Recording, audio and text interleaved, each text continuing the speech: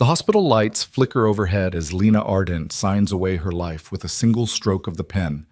Across the desk sits Rico Varela, a man whose reputation bleeds through the city like ink through water. He doesn't smile. Doesn't need to. Her father's survival depends on this signature, and they both know it.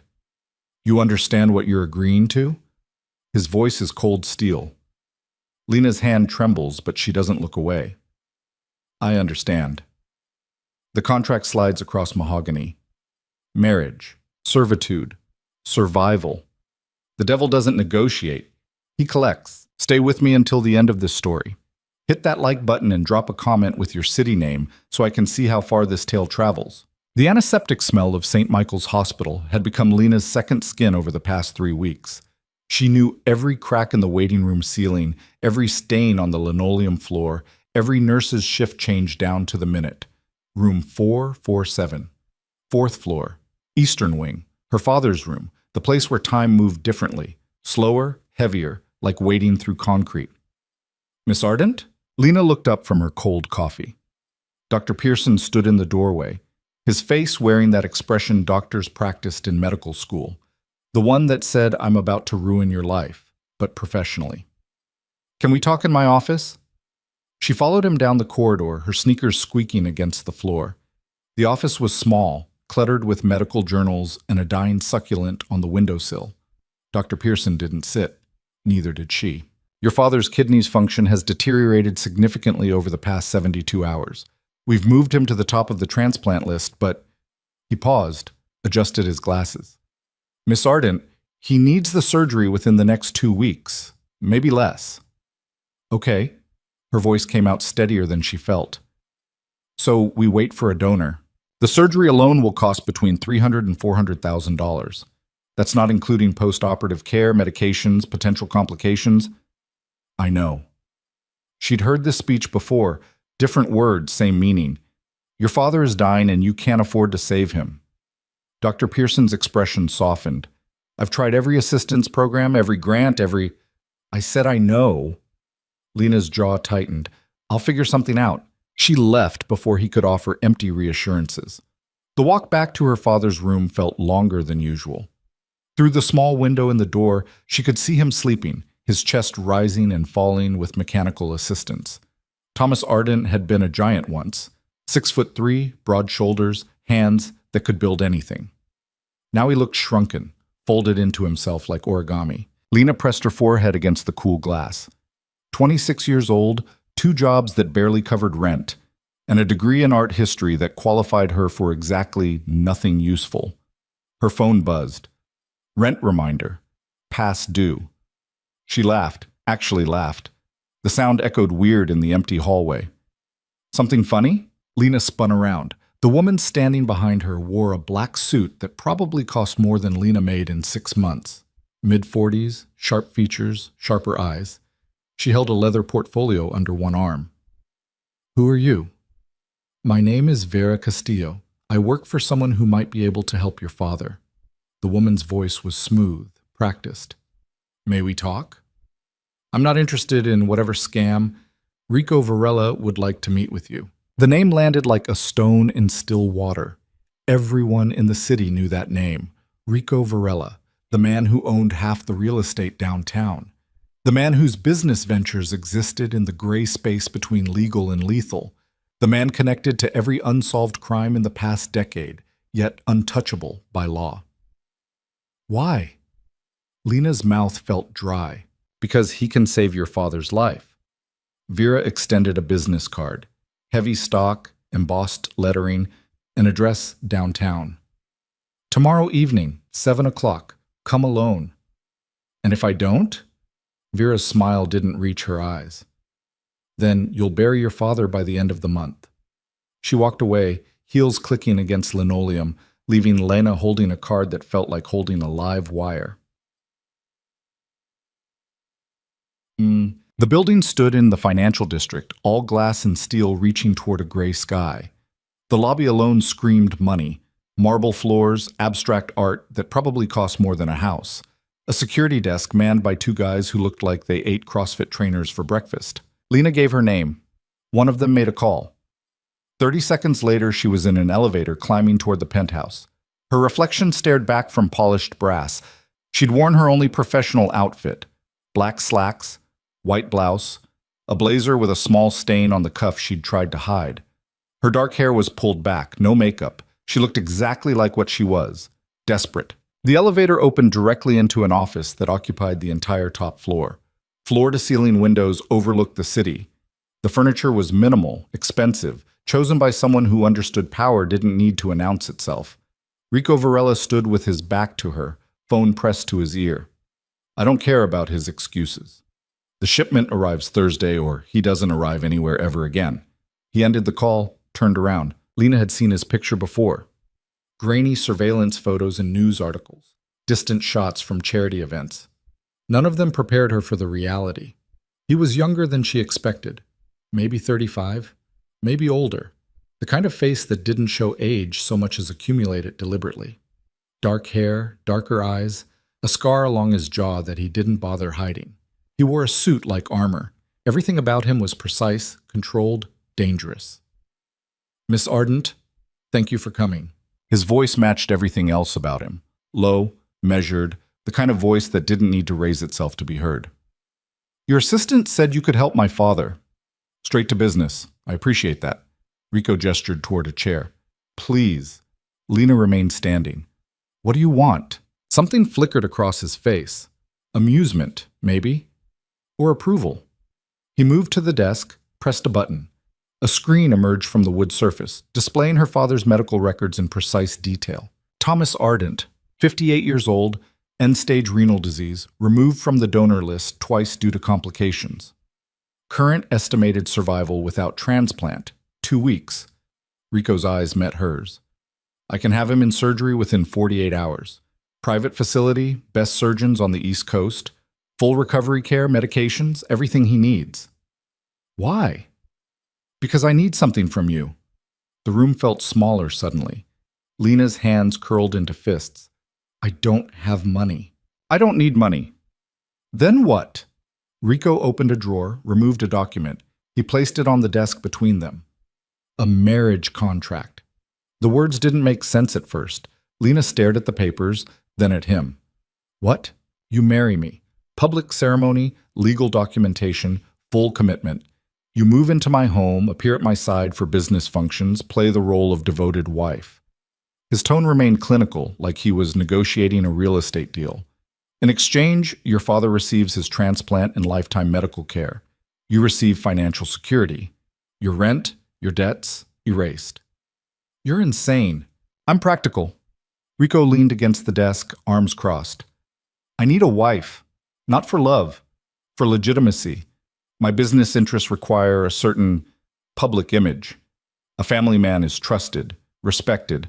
A single man in my position invites questions, scrutiny, weakness. Find someone else. I did. 4 months of searching. You're the one I chose. Lena's laugh came out harsh. Because I'm desperate? Because you're genuine. Everyone else I investigated was performing, trying to be what they thought I wanted. Rico's gaze didn't waver. You're here because you love your father enough to meet with a man like me. That kind of loyalty can't be faked. This is human trafficking. This is a business transaction. You're free to refuse. Walk out that door right now. No consequences. He paused. Of course, your father dies. You spend the rest of your life knowing you could have saved him and chose not to. Lena's vision blurred at the edges. She wanted to hit him, wanted to scream, wanted to do anything except stand there feeling the walls close in. How long? Her voice cracked. 3 years minimum. After that, we can renegotiate or part ways. You'll receive a settlement regardless. Rico pushed the contract toward her. Read it. Take it to a lawyer if you want. You have 24 hours to decide. She picked up the document with shaking hands. 27 pages. Legal language that swam before her eyes. Words like binding, obligations, termination clauses. On the final page, 2 signature lines. His was already signed. What kind of man does this? Rico's expression didn't change. The kind who always gets what he needs. Lena didn't sleep that night. She sat in her father's hospital room, the contract spread across her lap, reading the same paragraphs over and over while machines beeped their steady rhythm. Her father woke around 3 a.m. His eyes found her in the dim light. "Baby girl," his voice was paper thin. "You should go home." "I'm fine here." "Liar." A weak smile. "You're thinking too loud. I can hear it from here." Lena set the contract aside, moved to his bedside. She took his hand, still large, but the strength was gone. "Dad, if you could do something to save someone you love, but it meant giving up everything you wanted for yourself, would you do it?" Thomas studied her face for a long moment. "Is this about me?" She couldn't answer. "Lena." He squeezed her hand with what little strength he had. "I've lived my life. Good life. Bad parts too. But good overall. You're just starting. Don't throw away your future for a dying old man. You're not dying. Everyone's dying, sweetheart. I'm just doing it faster." He coughed, winced. "Whatever you're considering, promise me it's what you want, not what you think I need." Lena kissed his forehead. Didn't promise anything.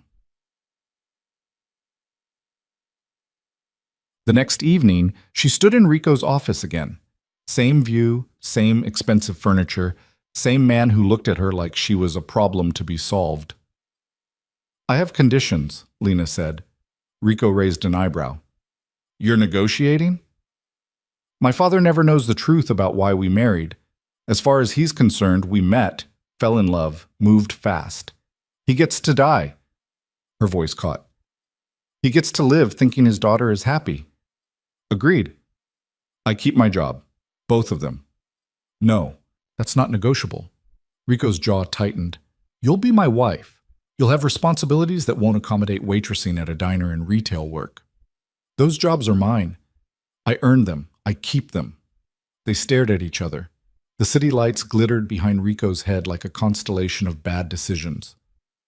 "One job," he said finally. "You choose which, the other you quit." "Fine." Lena moved to the desk.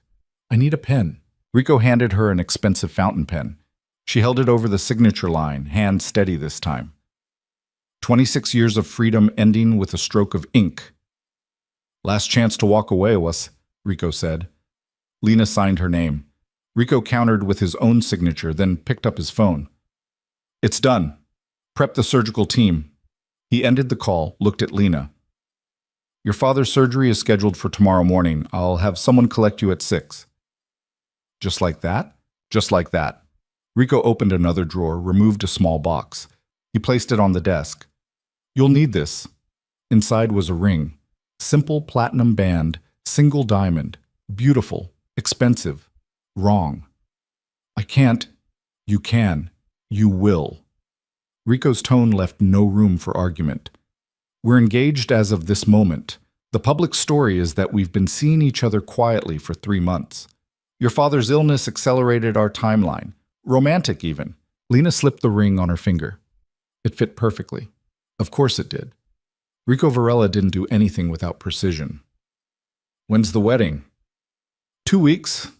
Small ceremony, immediate family only, then a larger reception for business associates. Rico moved to the window, hands in his pockets. "You'll move into my home this weekend. Vera will help you pack." "I didn't agree to, You agreed to everything the moment you signed that contract." He turned to face her. "You're mine now, Miss Ardent. The sooner you accept that, the easier this will be." The ring felt heavy on her finger, like a shackle made of diamonds. Thomas Ardent's surgery took 8 hours.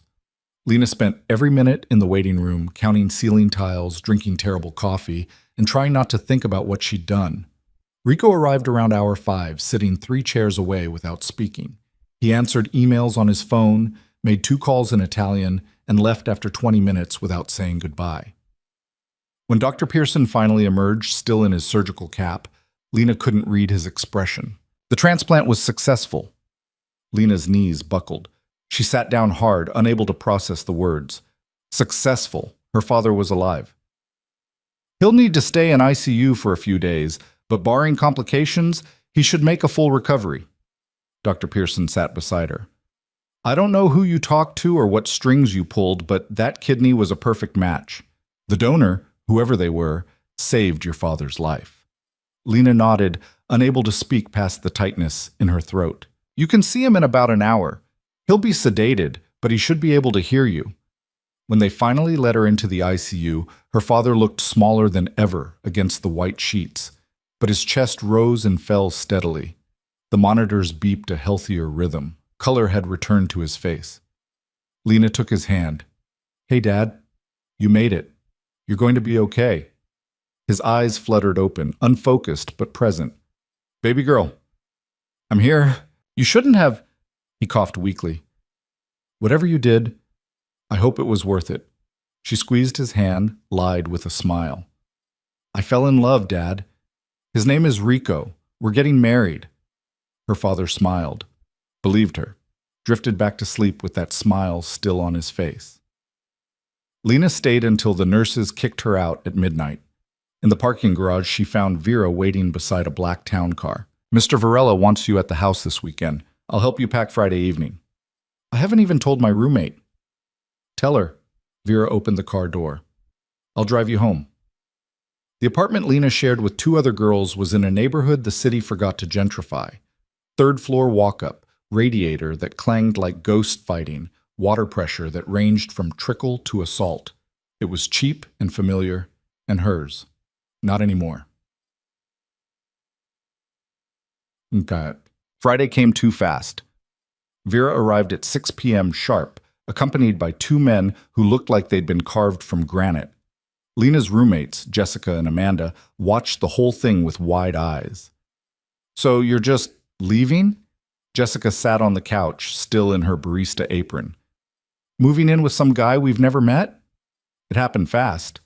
Lena folded a sweater, placed it in the suitcase. The lie tasted like metal. I love him.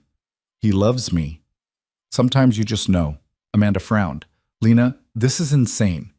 You've been working doubles, stressing about your dad, barely sleeping. You're not thinking clearly. I'm thinking fine.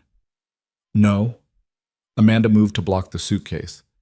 You're making decisions from a place of crisis. That's different. Lena met her friend's eyes. Amanda had been there through everything. The late-night crying sessions, the financial panic attacks, the moments when giving up felt easier than fighting. She deserved better than lies. But the truth would destroy everything. I need you to trust me, Lena said quietly. Please. Amanda stared at her for a long moment, then stepped back. Okay, but if this guy turns out to be an asshole, you call me. Day or night, I'll come get you. Deal. The packing took an hour. Clothes, books, the few photographs she owned. Her entire life fit into 3 suitcases and a backpack. Vera supervised without comment, those sharp eyes cataloging everything. The car ride took them out of Lena's neighborhood, through downtown, into an area where houses had gates and trees that didn't grow from sidewalk cracks. Rico's home sat at the end of a private drive, modern architecture, all clean lines and massive windows. Not a home, an estate. Mr. Varela is working late, Vera said as they pulled through the gate. I'll show you to your room. Our room, you mean? Vera's expression remained neutral. Your room. Mr. Varela keeps separate quarters. You'll share public spaces only. The house was exactly what Lena expected. Expensive, cold, impersonal. They walked through rooms that looked like magazine spreads, everything white and chrome and untouched. The room Vera led her to was on the 2nd floor, facing the back gardens. Large bed, attached bathroom, walk-in closet. You have access to the entire house except Mr. Varela's office and bedroom. Meals are prepared by the house staff. If you need anything, press this. Vera indicated a small panel by the door. Someone will respond within minutes. Where's Rico? Mr. Varela. Excuse me? In public, you may call him Rico. In private, when staff are present, you will address him as Mr. Varela. Vera's tone was ice. Do you understand? Lena wanted to argue, wanted to tell this woman exactly where she could put her rules, but she was exhausted, and fighting Vera felt like punching a wall, painful and pointless. I understand. Good. Dinner is at 8. Someone will come get you. Vera turned to leave, paused at the door. Miss Ardent, Lena. I've worked for Mr. Varela for 6 years. I've seen him negotiate deals that would make most men weep. He's brilliant, ruthless, and utterly without mercy when crossed. She met Lena's eyes. But he keeps his word. Always. You signed a contract. He'll honor every clause. I suggest you do the same. The door closed with a soft click. Lena stood in the center of the room. Room, her prison, her future, and felt the full weight of what she'd done settle onto her shoulders. She'd sold herself to save her father, made a deal with a man who collected people like assets. The ring on her finger caught the light, throwing rainbows across the white walls. She was Mrs. Rico Varela now, or would be in 2 weeks. The thought made her laugh, then cry, then laugh again until the sounds tangled into something that wasn't quite either. But, Rico came home around midnight. Lena heard the front door, heard voices in the foyer, his low rumble and someone else's higher pitch. A woman laughing. The sound of footsteps on stairs that didn't come toward her room. She sat on the bed in the dark, wearing an old t-shirt and shorts, listening to her fiancé entertain someone else in his private quarters. The walls were thick enough that she couldn't make out words, but the rhythm was clear enough. Business meeting. Or something else. Maybe it didn't matter which. Around 2 a.m., a door opened and closed. Female footsteps descending stairs. The front door. Silence. Lena didn't sleep that night either. Bachant. Morning came with a knock on her door. A woman in a crisp uniform entered carrying a breakfast tray. Coffee, toast, fruit, eggs prepared perfectly. She set it on the small table by the window without speaking, then left. Lena stared at the food. Couldn't eat. The coffee tasted expensive and wrong.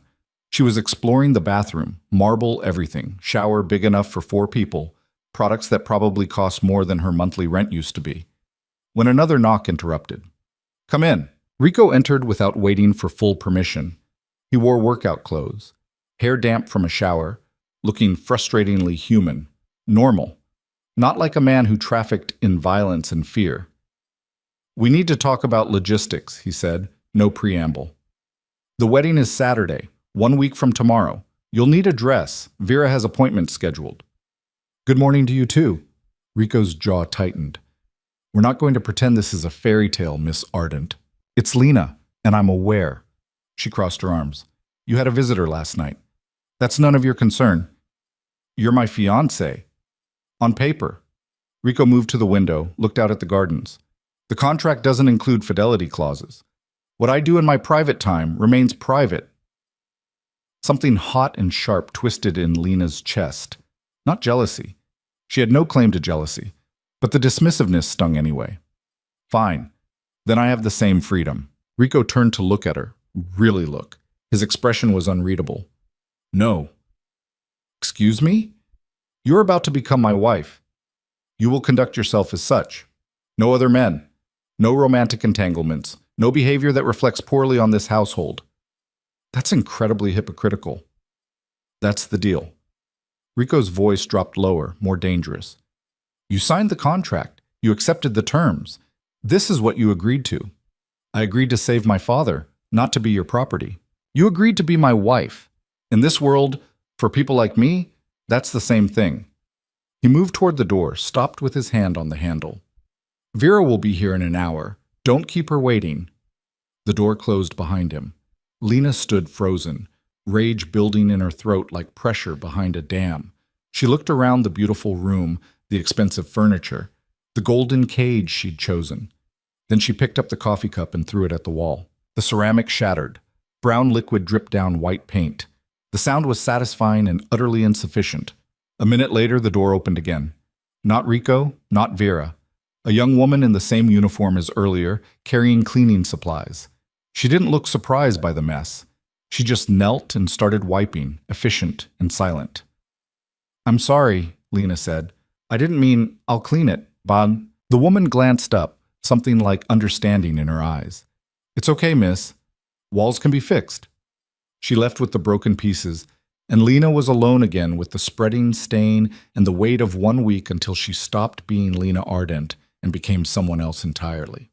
But Vera arrived exactly 1 hour later. She surveyed the coffee stain without comment, then gestured toward the door. We have 4 appointments today. Dress fitting, hair consultation, photographer for engagement pictures, and dinner with Mr. Varela's mother. His what? His mother, Sofia Varela. She's flying in from Italy specifically to meet you. Vera's expression remained neutral.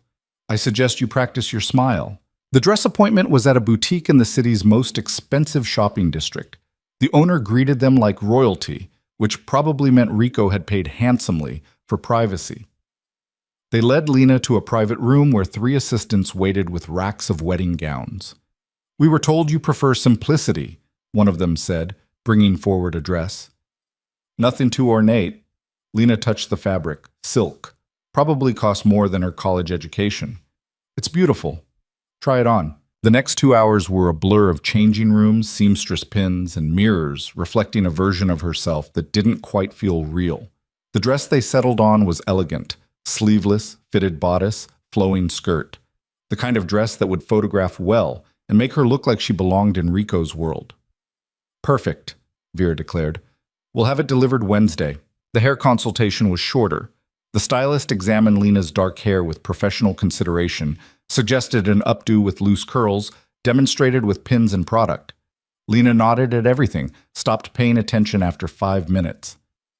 Engagement photos happened in the same building as Rico's office. A professional photographer, expensive equipment, a white backdrop that reminded Lena of surrender flags. Rico appeared exactly on time, still wearing his suit from earlier. Let's make this quick, he said to the photographer. I have a meeting at 4. They posed like strangers forced into proximity. Rico's hand on her waist felt foreign. When the photographer asked them to smile, Lena's face hurt from the effort. More intimate, the photographer urged. You're in love. Show it. Rico pulled her closer. His breath was warm against her temple when he whispered, Sell it better. Maybe if you didn't look like you were at a funeral. His hand tightened on her waist. To the camera, it probably looked affectionate. Lena felt the warning. Beautiful. The photographer snapped away. Perfect chemistry. Liar, Lena thought. We have the chemistry of oil and water. But she smiled harder, leaned into Rico's chest, let him tilt her chin up like she was something precious. The camera loved it. Captured what looked like genuine affection between two people who barely knew each other's middle names. When it was over, Rico left without saying goodbye. Again. Basen. Dinner with Sofia Varela happened at a restaurant that didn't have prices on the menu. Vera briefed Lena in the car on the way over.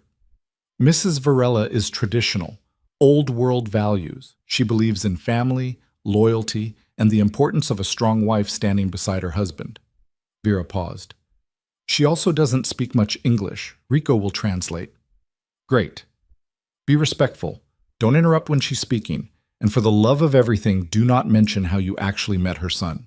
The restaurant was intimate, private room, single table, lighting designed to make everyone look wealthy. Sofia Varela was already seated when they arrived, and Lena understood immediately where Rico got his presents.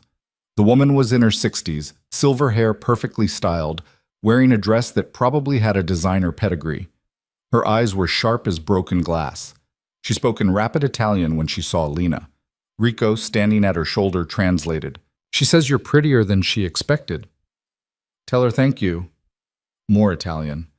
Sofia studied Lena like a science experiment. She wants to know about your family.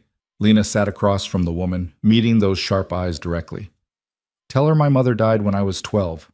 My father is recovering from a transplant. I have no siblings. My family is small, but we love each other fiercely. Rico translated. Something shifted in Sofia's expression. Not warmth exactly, but recognition. Sofia spoke again, longer this time. Rico's jaw tightened as he listened. She says family is everything. Blood is sacred. You marry her son. You marry into the Varela name. That name is built on loyalty, respect, and strength. He paused. She says weak women have no place in this family. Are you weak, Lena? The question hung in the air. Lena felt Vera watching her, felt Sofia's evaluating gaze, felt Rico's carefully neutral expression that somehow felt like a test. No, Lena said, keeping her voice steady. I'm not weak. I'm here, aren't I? I signed the contract. I'll stand beside your son and I won't break. Tell her that. Rico translated. Sofia listened. Then she smiled. Small, knowing, dangerous. She spoke again, and this time Rico's translation came softer. She says you'll do. Dinner was elaborate courses of food Lena couldn't identify and wine that tasted like expensive regret. Sophia asked questions through Rico about Lena's education, her interests, her thoughts on marriage and children.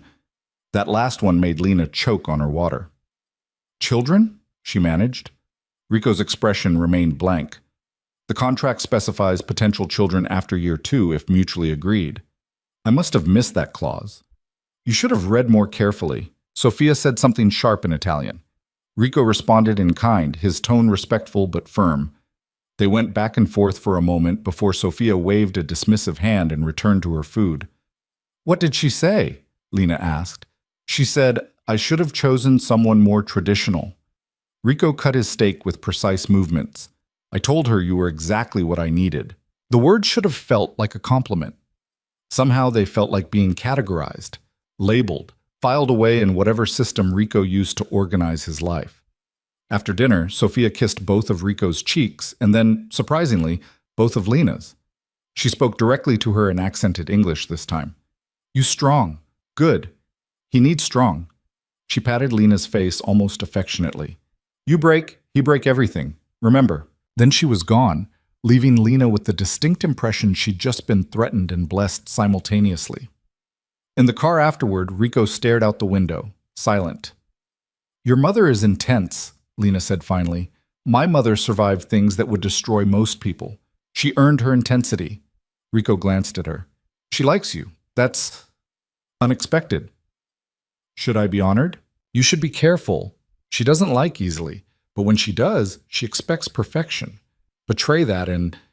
He made a cutting gesture with his hand. More threats. Great. Not threats, facts. Rico's phone buzzed. He checked it, frowned. I need to handle something. Vera will take you home. It's your home, not mine. Legally, after Saturday, it will be both. He opened the door, paused. Thank you. For dinner. You handled my mother better than most. He was gone before Lena could respond. Vera slid into the seat he'd vacated. Home? She asked. Lena nodded, too tired to argue about vocabulary. The house was dark when they arrived. Vera walked her to her room, lingered in the doorway. You surprised me today, she said. Most people crumble under Sofia Varella's scrutiny. I've had practice with intimidating people lately. Vera's smile was thin. Fair point. Sleep well, Lena. Tomorrow we start preparing for the actual ceremony. Alone again, Lena changed into pajamas and lay in the too big bed staring at the ceiling. 6 more days.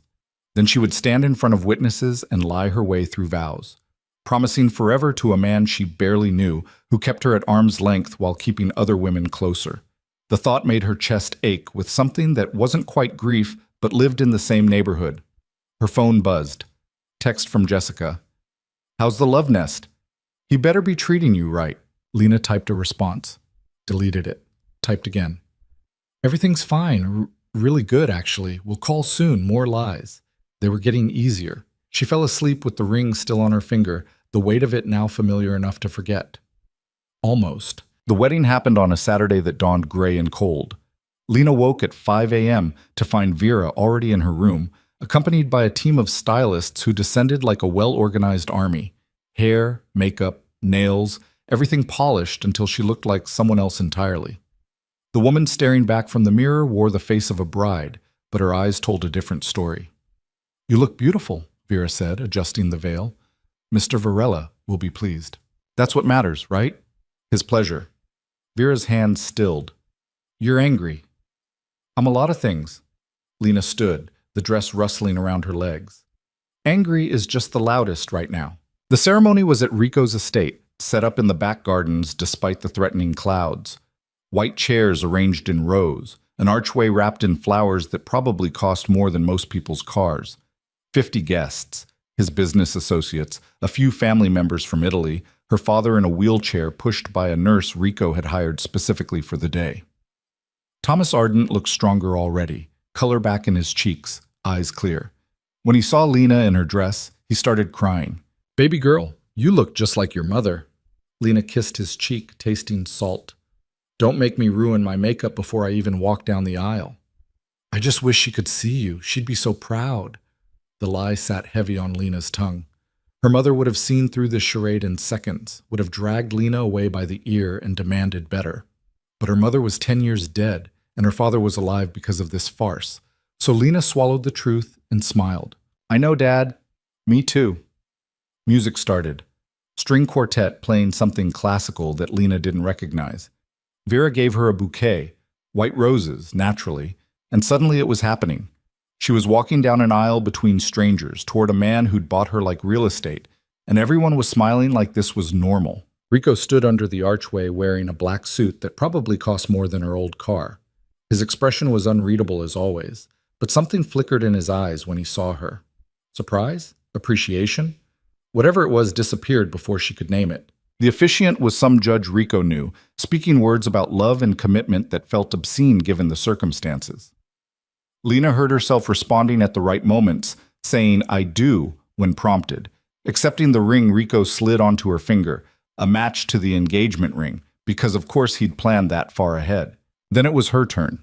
She held Rico's hand, warm, calloused, surprisingly human, and slipped the band onto his finger. The judge pronounced them married. Rico kissed her, quick and businesslike, his lips barely brushing hers. The crowd applauded. Her father cheered from his wheelchair. It was done. Mrs. Lana Varela smiled for photographs, accepted congratulations from people whose names she didn't catch, and drank champagne that tasted like regret. Rico stayed at her side for appearances, his hand on her lower back possessive and performative. To everyone watching, they were perfect. Young love, quick engagement, beautiful ceremony. Only Lena felt the distance between them, the careful inch of space he maintained even while touching her. The reception moved inside as the sky opened up, rain hammering against the windows. Dinner was served, speeches were made, and through it all, Lena played her part. She laughed at jokes she didn't find funny, thanked people for gifts she didn't want, and pretended the ring on her finger meant something other than ownership. Around 9, her father started fading. The nurse wheeled him over to say goodbye. I'm so happy for you, sweetheart. He squeezed her hand. Rico's a good man, I can tell. How can you tell? The question came out sharper than intended. Thomas smiled, exhausted but content. The way he looks at you, like you're the most important thing in the room. That's how I used to look at your mother. Lena glanced at Rico, who was across the room talking to a man in an expensive suit. He wasn't looking at her at all. Yeah, Dad, just like that. After her father left, the party shifted. More alcohol, louder music, the business associates dropping their polite masks to reveal the wolves underneath. Lena recognized some of them from news articles. Connected to this scandal or that investigation, always skating just inside the legal line. These were Rico's people. His world. Her world now. A man approached her at the bar, mid-40s, slicked back hair, smile that didn't reach his eyes. Mrs. Varela, congratulations. Thank you. Marcus Delano. I work with your husband on various ventures. He ordered a scotch. Neat. I have to say, Rico surprised us all. We didn't think he'd ever settle down. People change. Do they? Marcus studied her over his glass. Or do they just get better at hiding what they've always been? Before Lena could respond, Rico appeared at her side. His hand found her waist, pulling her close in a gesture that looked affectionate but felt like a claim. Marcus, enjoying yourself? Immensely. Your wife and I were just getting acquainted. How nice. Rico's tone could have frozen water. If you'll excuse us, I need to steal her away. He guided Lena through the crowd, his grip firm. They ended up in a quiet hallway away from the noise. Stay away from Marcus Delano, Rico said, releasing her. He approached me. I don't care. That man is a snake. He doesn't make conversation without an agenda. Unlike you? Rico's jaw tightened. I'm serious, Lena. These people, they'll test you, push boundaries, try to find weaknesses. You need to be smarter. Maybe if you'd bothered to prepare me instead of keeping me locked away like a dirty secret. You're not a secret. You're my wife. He stepped closer, voice dropping. And that means you're a target. Every person in that room is watching, judging, calculating how to use you against me. So smile, play the role, and keep your guard up. Is that what this is? A role? What did you think it was? Lena laughed, bitter and sharp. Right. Stupid question. She walked away before he could respond, back into the party where at least the lies were honest about being lies. The reception finally ended around midnight. Guests departed in expensive cars, leaving behind empty champagne flutes and air heavy with cigar smoke. Lena kicked off her heels in the foyer, her feet screaming in relief. That went well, Vera said, appearing from somewhere with her usual impeccable timing. You did beautifully. I'm a great actress. Should have gone to Hollywood. Get some rest. Tomorrow's the honeymoon. Lena froze halfway up the stairs. What? The honeymoon. Mr. Varela has planned a week in the Amalfi Coast. You leave at 10 a.m. Nobody told me about a honeymoon. It's in the contract. Page 14, Section 7. Public appearances as a married couple include appropriate travel. Of course it was in the contract. Everything was in the contract. Lena continued upstairs, her dress weighing her down like guilt. Her room, still her room, not theirs, looked exactly as she'd left it that morning. Untouched. Separate. She struggled with the dress zipper, finally gave up and just stood there, too tired to care. A knock interrupted her surrender. Come in. Rico entered, still in his suit but with his tie loosened. He looked tired too, the careful control slipping just enough to show the human underneath. Need help? He asked, gesturing to the dress. I've got it. You clearly don't. He moved behind her, found the hidden zipper. His fingers brushed her spine as he pulled it down, the dress loosening around her shoulders. There. Thanks. He didn't move away immediately. They stood like that, him behind her, close enough that she could feel his breath on her neck. You did well today, he said quietly. My mother was right. You're stronger than you look. Is that supposed to be a compliment? It's an observation. He stepped back, creating distance. About tomorrow, the trip to Italy. We'll have separate rooms. This is for appearances only. Obviously. I don't expect anything from you beyond what we agreed to. Lena turned to face him, holding the dress against her chest. What exactly did we agree to, Rico? Because from where I'm standing, I signed away my life and got a husband who can barely stand to touch me. Something flickered across his face. I touch you plenty in public. Public, right, because nothing about this is real. You knew that going in. Knowing something and living it are different. Lena moved to the closet, grabbed a robe. You can leave now. Mission accomplished. We're married. Your image is secure. I'll play dress up for your business friends and keep my mouth shut like a good little wife. Lena, just go, Rico. I'm tired. He stood there a moment longer, something unreadable in his expression, then nodded once and left. The door closed with a soft click that sounded too much like finality. Lena peeled off the wedding dress, left it in a puddle of white silk on the floor, and stood under a shower hot enough to hurt.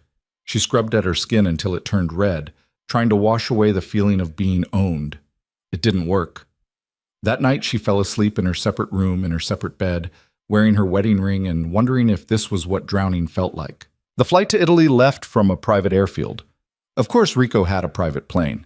Of course it was sleek and expensive with leather seats and a flight attendant who served breakfast like they were at a five-star restaurant. Lena sat across from her husband, picking at eggs she couldn't taste, and watched the ground disappear beneath them. How long is the flight? She asked.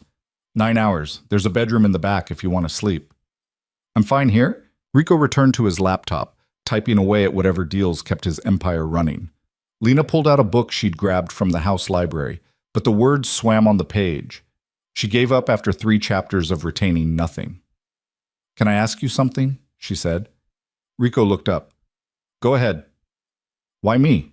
Really? You said I was genuine, but there had to be 1,000 other desperate people you could have used. He was quiet for a long moment, considering. You want the truth? I signed my life away for it. Seems like I've earned it. I saw you at the hospital 4 weeks ago. I was visiting a business associate who'd been shot. Long story, not important.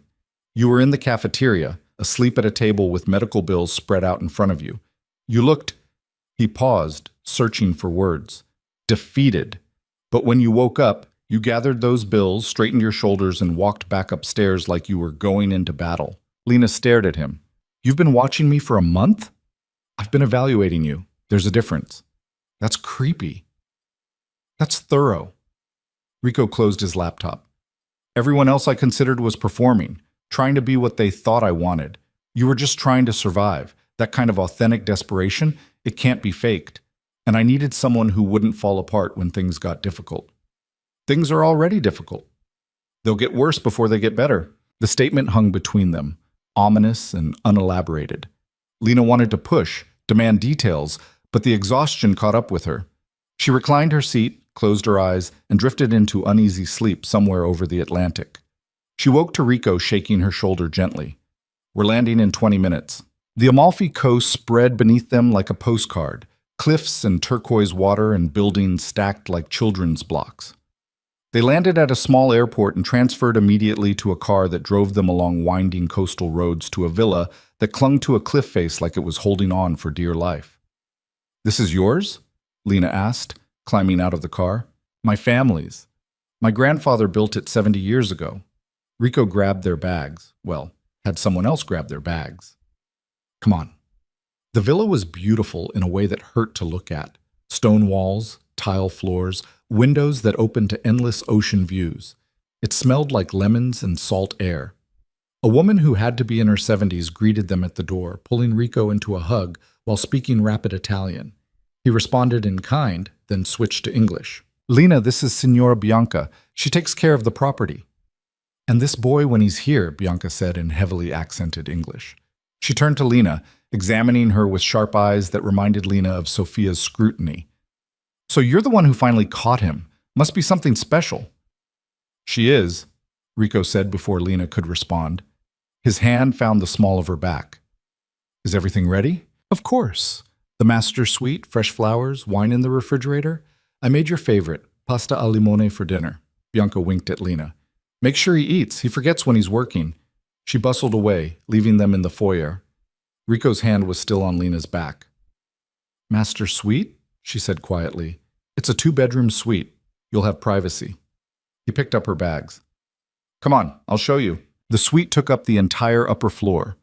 2 bedrooms connected by a shared living space, floor-to-ceiling windows overlooking the sea, a balcony big enough to host a party. It was stunning and intimate and entirely too much. "Your room," Rico set her bags in the left bedroom. "Mine's across the way. We share the common area, but that's it." "Okay. Dinner's at 7. Dress casual." "We're not going anywhere." He paused at the door. "And Lena? Try to relax. Even prisoners get time off for good behavior." He left before she could throw something at him. Lena unpacked slowly, hanging clothes in a closet that smelled like cedar, placing her toiletries in a bathroom with a tub big enough to swim in. Through the windows, the Mediterranean sparkled in afternoon sun. It was paradise. It was torture. She spent the next hour on the balcony, watching fishing boats cut through blue water, trying to remember why she'd agreed to this. Her father's face, pale and diminished in a hospital bed. That was why. That was always why. At 7, she found Rico in the common area, changed into jeans and a white linen shirt that made him look less like a crime lord and more like a normal person on vacation. The transformation was disorienting. "Bianca left dinner," he said, gesturing to the table laden with food. "She also left us alone, so we don't have to perform for anyone." They ate in silence, broken only by the sound of forks on plates and waves crashing below. The pasta was incredible, bright with lemon, rich with butter, perfectly cooked. Lena found herself actually hungry for the first time in days. "This is amazing," she said. Bianca's been making it since I was a kid. It's the only thing that tastes like home." Rico poured wine into both their glasses. "My grandfather used to say that if you could make good pasta, you could survive anything. Life's problems were just ingredients that needed the right preparation." "Your grandfather sounds wise." "He was a bastard who ran protection rackets and terrorized half of Naples." Rico's smile was thin. "But he made excellent pasta, so I guess it balanced out." Lena sipped her wine, processing that. "So this, what you do? It's a family business?" "More like a family curse. My grandfather built it. My father expanded it, and I inherited it whether I wanted to or not." He stared at his glass. "You think I woke up one day and decided to be feared? This life chose me before I was old enough to understand what it meant. You could have left, done something else. Could I?" Rico looked at her directly. "When your father needed you, did you have a choice?" Or did you do what had to be done because the alternative was unthinkable? The question landed like a punch. Lena set down her fork. That's different. Is it? We both made deals we couldn't walk away from. We both sacrificed what we wanted for what we needed. He refilled her wine glass. At least be honest about that. They finished dinner without speaking, the weight of mutual recognition sitting heavy between them. After, Rico disappeared into his room while Lena stood on the balcony watching stars appear over dark water. The night was warm, the breeze carrying salt and jasmine. It should have been romantic. Instead, it felt like standing at the edge of a cliff, waiting to see if she'd jump or be pushed. The next morning, Rico knocked on her door at 8. Get dressed. I want to show you something. They drove along the coast in a convertible that belonged in movies, wind whipping Lena's hair into knots she'd regret later. Rico navigated the narrow roads with confidence, one hand on the wheel, the other resting casually on the gear shift. He wore sunglasses that hid his eyes, making him unreadable again. They stopped in a small town built into the cliffside. Colorful buildings, narrow streets, locals who greeted Rico like he was family. He led her through a maze of alleyways to a church so small it was easy to miss. This is where my parents got married, he said, pushing open the heavy wooden door, and their parents before them. 4 generations of Varellas making bad decisions in the same building. Inside was cool and dim, smell of incense and old stone. Lena's footsteps echoed as she walked down the aisle. It was nothing like the elaborate ceremony at Rico's estate. This was simple, honest, real. Why are you showing me this? Rico stood near the altar, hands in his pockets. Because I want you to understand something. What we did, the ceremony, the contract, all of it, that wasn't a marriage. That was a business arrangement with paperwork. I know that. But this? He gestured around the small church. This is what marriage is supposed to be. 2 people choosing each other, not because they have to, because they want to. Lena's chest tightened. Why are you telling me this? Because you deserve to know the difference. Because someday when this contract expires, you'll find someone who brings you here for the right reasons. Rico's voice was quiet, almost gentle. And you shouldn't settle for less just because you settled for me first. The statement hung in the dusty air between them, too honest and too much. Lena wanted to argue, wanted to be angry, but she couldn't find the energy. Instead, she just looked at him, really looked, and saw something she hadn't expected. Regret, maybe. Or guilt. Some crack in the armor wide enough to glimpse the human underneath. You're more complicated than I thought, she said finally. Most monsters are. They left the church and spent the day exploring the town.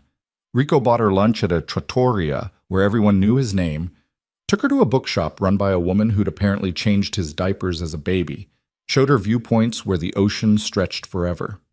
He was different here, looser, less guarded. He laughed at jokes the old men made, helped a woman carry groceries up steep stairs, stopped to pet a stray cat that wound between his legs. You like it here, Lena observed as they sat on a stone wall eating gelato in the late afternoon sun. It's the only place I can be normal. Rico watched a group of kids playing soccer in a tiny plaza. Back home, I'm always performing, always watching my back. Here, he shrugged. Here I'm just Sophia's kid who made good and comes back when he can. Do they know what you really do? They know enough. They don't care. In Italy, family business is family business. You don't ask questions. He finished his gelato, tossed the cup in a bin. Come on, one more stop.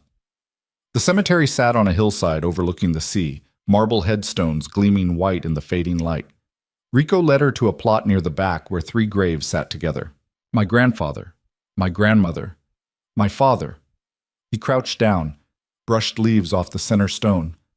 My mother comes twice a year to visit, brings flowers, talks to them like they can hear her. I think it's the only time she cries. Where's your father buried? I thought, he died when I was 17, car accident. At least that's what the official report said. Rico stood, dusting off his hands. Truth is, he was killed. Rival family. They made it look like an accident to avoid a war. My mother knew, I knew, but we couldn't prove it, and starting a war would have destroyed everything my grandfather built. I'm sorry. Don't be. He wasn't a good man. Loved my mother, loved me in his own way, but he hurt a lot of people. Probably deserved what he got. Rico's voice was matter-of-fact, but his jaw was tight. I took over that day. 17 years old, still in school, suddenly responsible for an empire built on blood. So when you ask why I am the way I am, that's why. I grew up too fast and too hard, and some things don't bounce back from that. Lena moved closer, standing beside him. She didn't touch him, didn't offer comfort, just stood there sharing the weight of confession. Is that why you don't want real? Because you don't think you deserve it? Rico turned to look at her. For a moment, the mask slipped completely. She saw exhaustion in his eyes, and loneliness, and something that looked like hunger. I don't want real because real people get hurt. They become targets. They get used as leverage. He stepped back, rebuilding walls as quickly as they'd crumbled. Our arrangement protects you, keeps you at arm's length, where it's safer. That's bullshit, and you know it. I'm already a target. I became one the second I signed that contract. Maybe. But at least you're a target I can control. The statement should have made her angry. Instead, it just made her sad. She looked at this man who'd bought her like property, who kept everyone at a distance, who was so convinced that love was a liability that he'd contractually eliminated it from his life. You're going to die alone, she said quietly. Probably. Doesn't that scare you? Rico looked out at the darkening sea. Less than the alternative. They drove back to the villa in silence, the easy atmosphere from earlier gone. Dinner was tense, conversation minimal. Lena went to bed early, lay awake listening to the ocean, and tried not to think about the look in Rico's eyes at the cemetery. The rest of the week passed in a strange rhythm. They'd breakfast together, spend days exploring or relaxing by the villa's infinity pool, eat dinners that Bianca prepared with love and left for them to share. They talked about books, movies, her degree in art history that she'd loved and abandoned, about his brief attempt at normal life. Going to university for 2 semesters before his father's death pulled him back. They found common ground in unexpected places. Both loved old films. Both hated sweet wine. Both had read the same obscure biography of a Renaissance painter and had opinions about the author's interpretations. It was easy. Too easy. Lena found herself forgetting, for hours at a time, that this was an arrangement. That the man lounging beside the pool, arguing passionately about whether Caravaggio's violence made him a better artist or just a troubled person, was the same man who'd bought her. On the last night, they ate dinner on the balcony under a sky full of stars. Rico had opened an expensive wine, the kind he said his grandfather had hidden during the war and never lived to drink. To survival, he said, raising his glass. That's a depressing toast. It's an honest one. They clinked glasses. The wine tasted like history and regret. When we get back, Rico said, things will be different.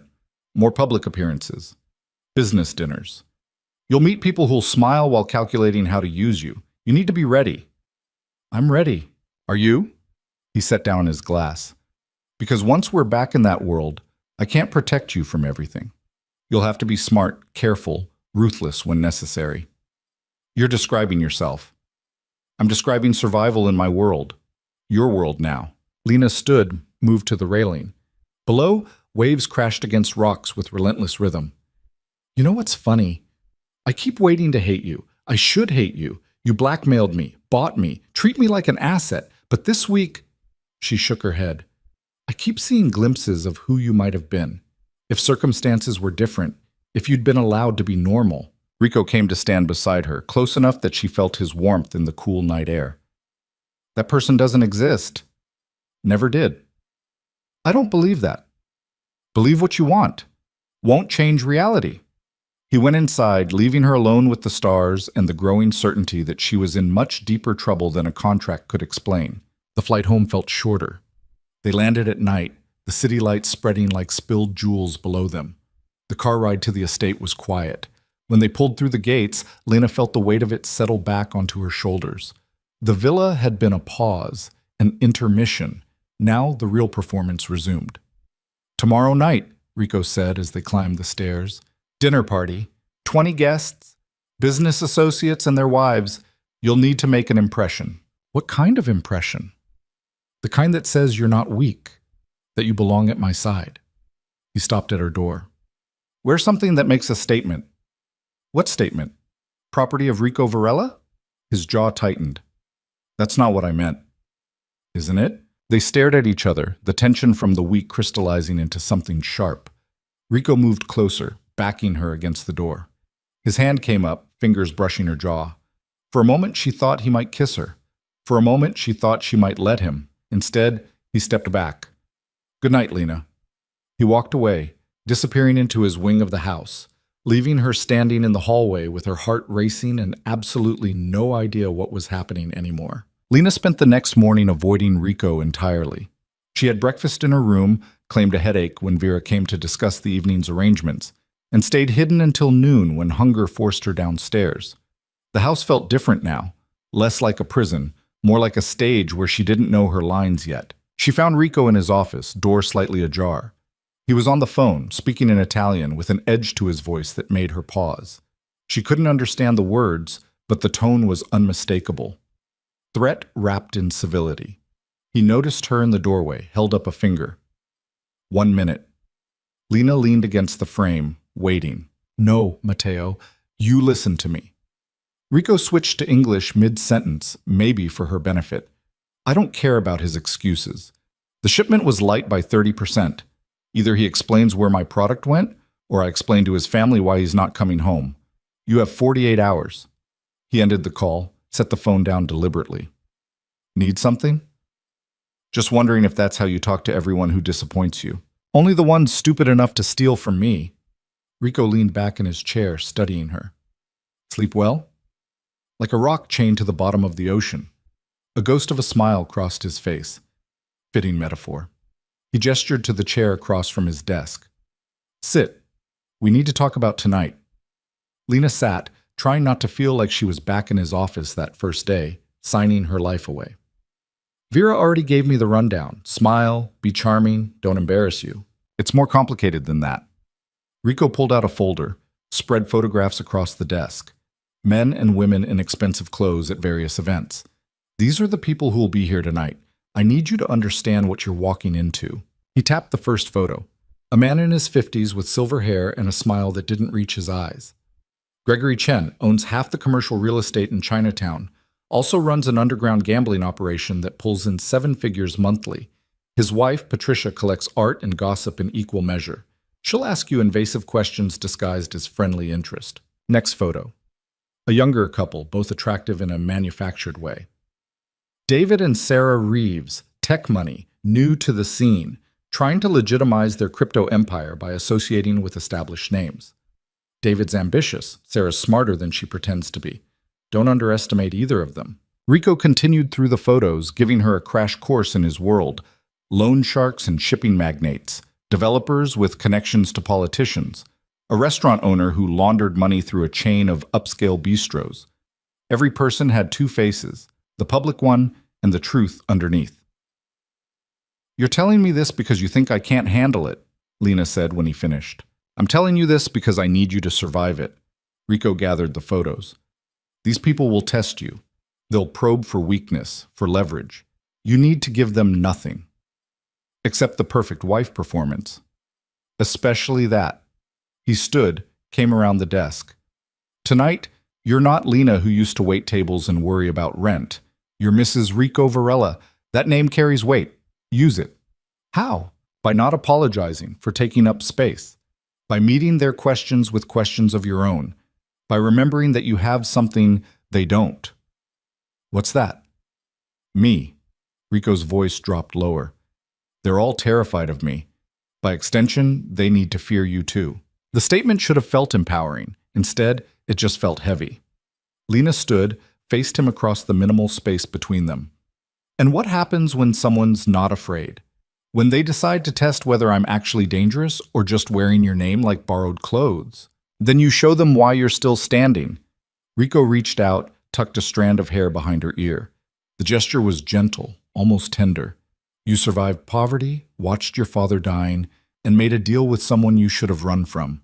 You're tougher than you think. His hand lingered against her cheek. Lena's breath caught, her heart doing something complicated in her chest. For a moment, the distance between them felt like nothing, like they were back on that balcony in Italy, wine warm and honest. Then Rico stepped back, the moment shattering like glass. Vera will help you get ready. Wear the red dress. It's in your closet. I didn't bring a red dress. I know. I had it delivered this morning. He returned to his desk, picked up his phone. Conversation over. Dismissed. Lena left before she could say something she'd regret. Or worse, something true. The red dress was a problem. It fit perfectly, which was annoying because it meant Rico had studied her body closely enough to guess her measurements. It was elegant without being conservative, expensive without being showy. The kind of dress that made a statement in lowercase letters. Dangerous because it didn't try too hard. Vera arrived at 6 to supervise hair and makeup. The same team from the wedding descended, transforming Lena into someone camera-ready. Hair swept up, makeup that emphasized her eyes, jewelry that probably cost more than her college tuition. When they finished, Lena barely recognized herself. "Perfect," Vera said, circling her with critical assessment. "You look like you belong." "I look like I'm playing dress-up in someone else's life." "Same thing." Vera adjusted the necklace, a simple pendant that probably had 3 generations of Varela history. "Remember what I told you before. Mr. Varela keeps his word, but so do his enemies. Tonight, everyone you meet is cataloging information. What you say, how you react, who you pay attention to, give them nothing useful." "You sound like Rico." "I've worked for him long enough to know how this world operates." Vera met her eyes in the mirror. "You're doing better than I expected, Lena. Most people would have crumbled by now, but you're still standing. That counts for something." It was the closest thing to a compliment Vera had ever given her. Lena didn't know whether to feel proud or concerned that the bar was set at still standing. Guests started arriving at 7:30.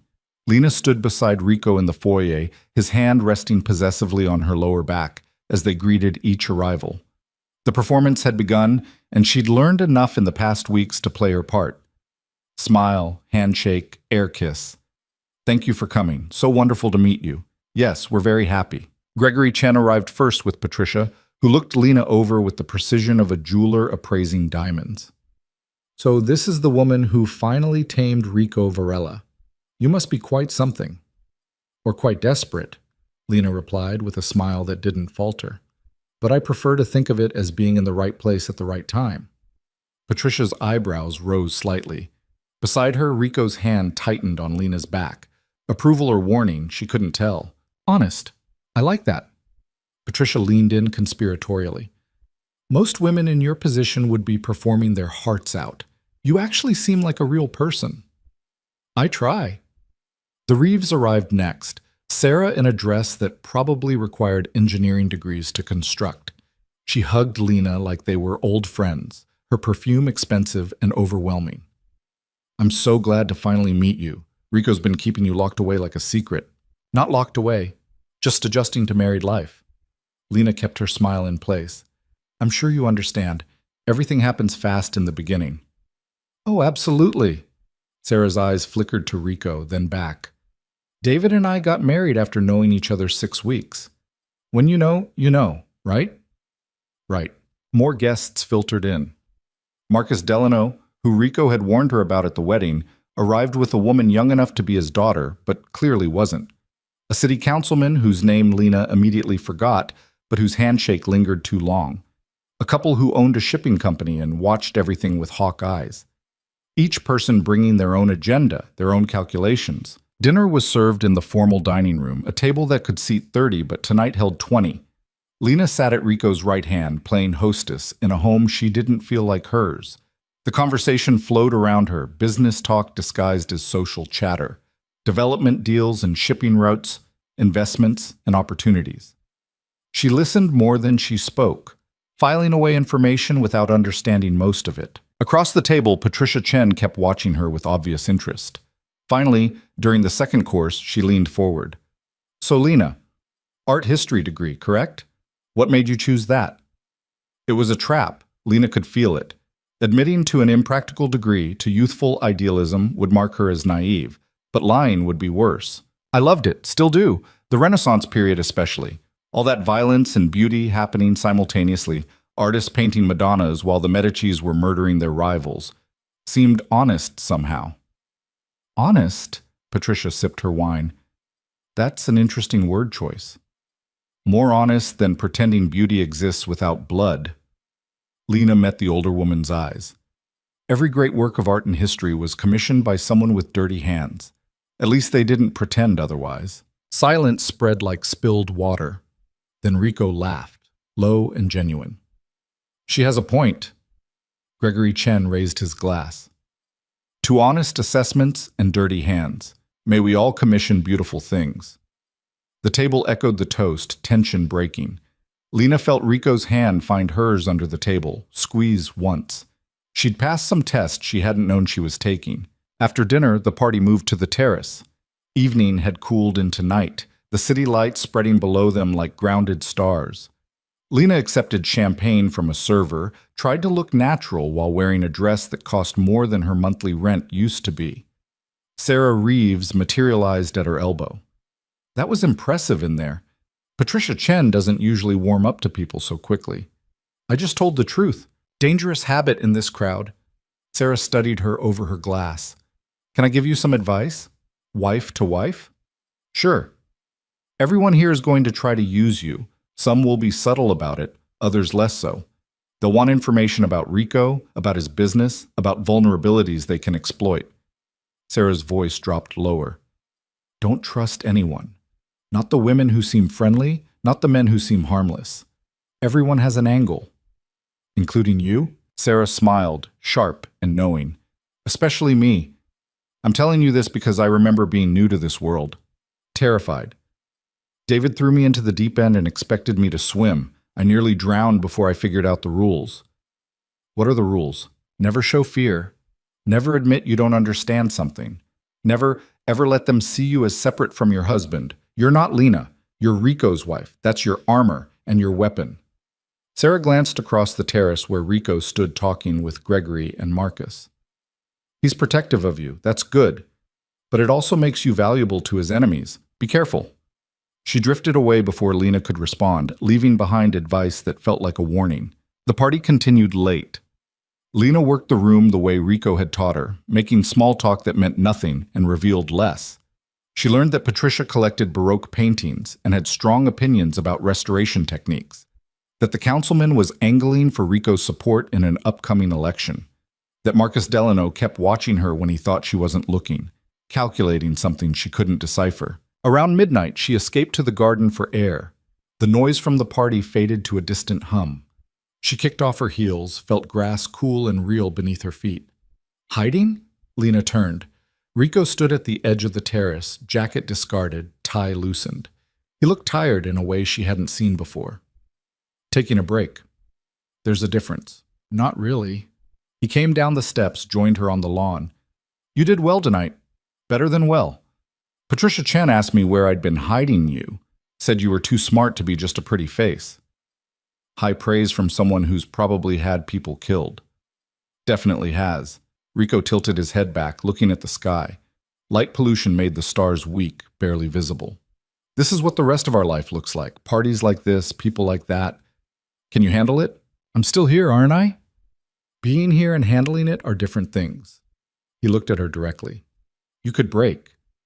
Decide it's too much. Walk away. The contract says, forget the contract. Rico's voice was rough with something Lena couldn't name. I'm asking you human to human, can you survive this? Because if you can't, tell me now. I'll find another way to handle your father's care. You can leave. Lena stared at him, trying to understand what was happening. This wasn't the Rico who'd bought her, who kept everything transactional and cold. This was the man from the cemetery in Italy, masks dropped, asking a question that mattered. Why do you care? Because I'm not a complete monster, despite appearances. And because... He stopped, jaw working. You're different. The others I considered, they would have played this role perfectly, said exactly what I wanted to hear. You argue with me, push back, act like you're actually alive instead of just performing. Maybe I'm just bad at performing.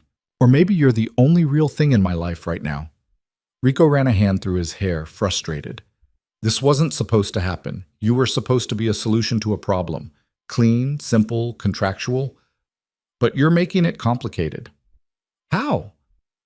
By making me care whether you survive this or not. The admission hung between them, raw and unintended.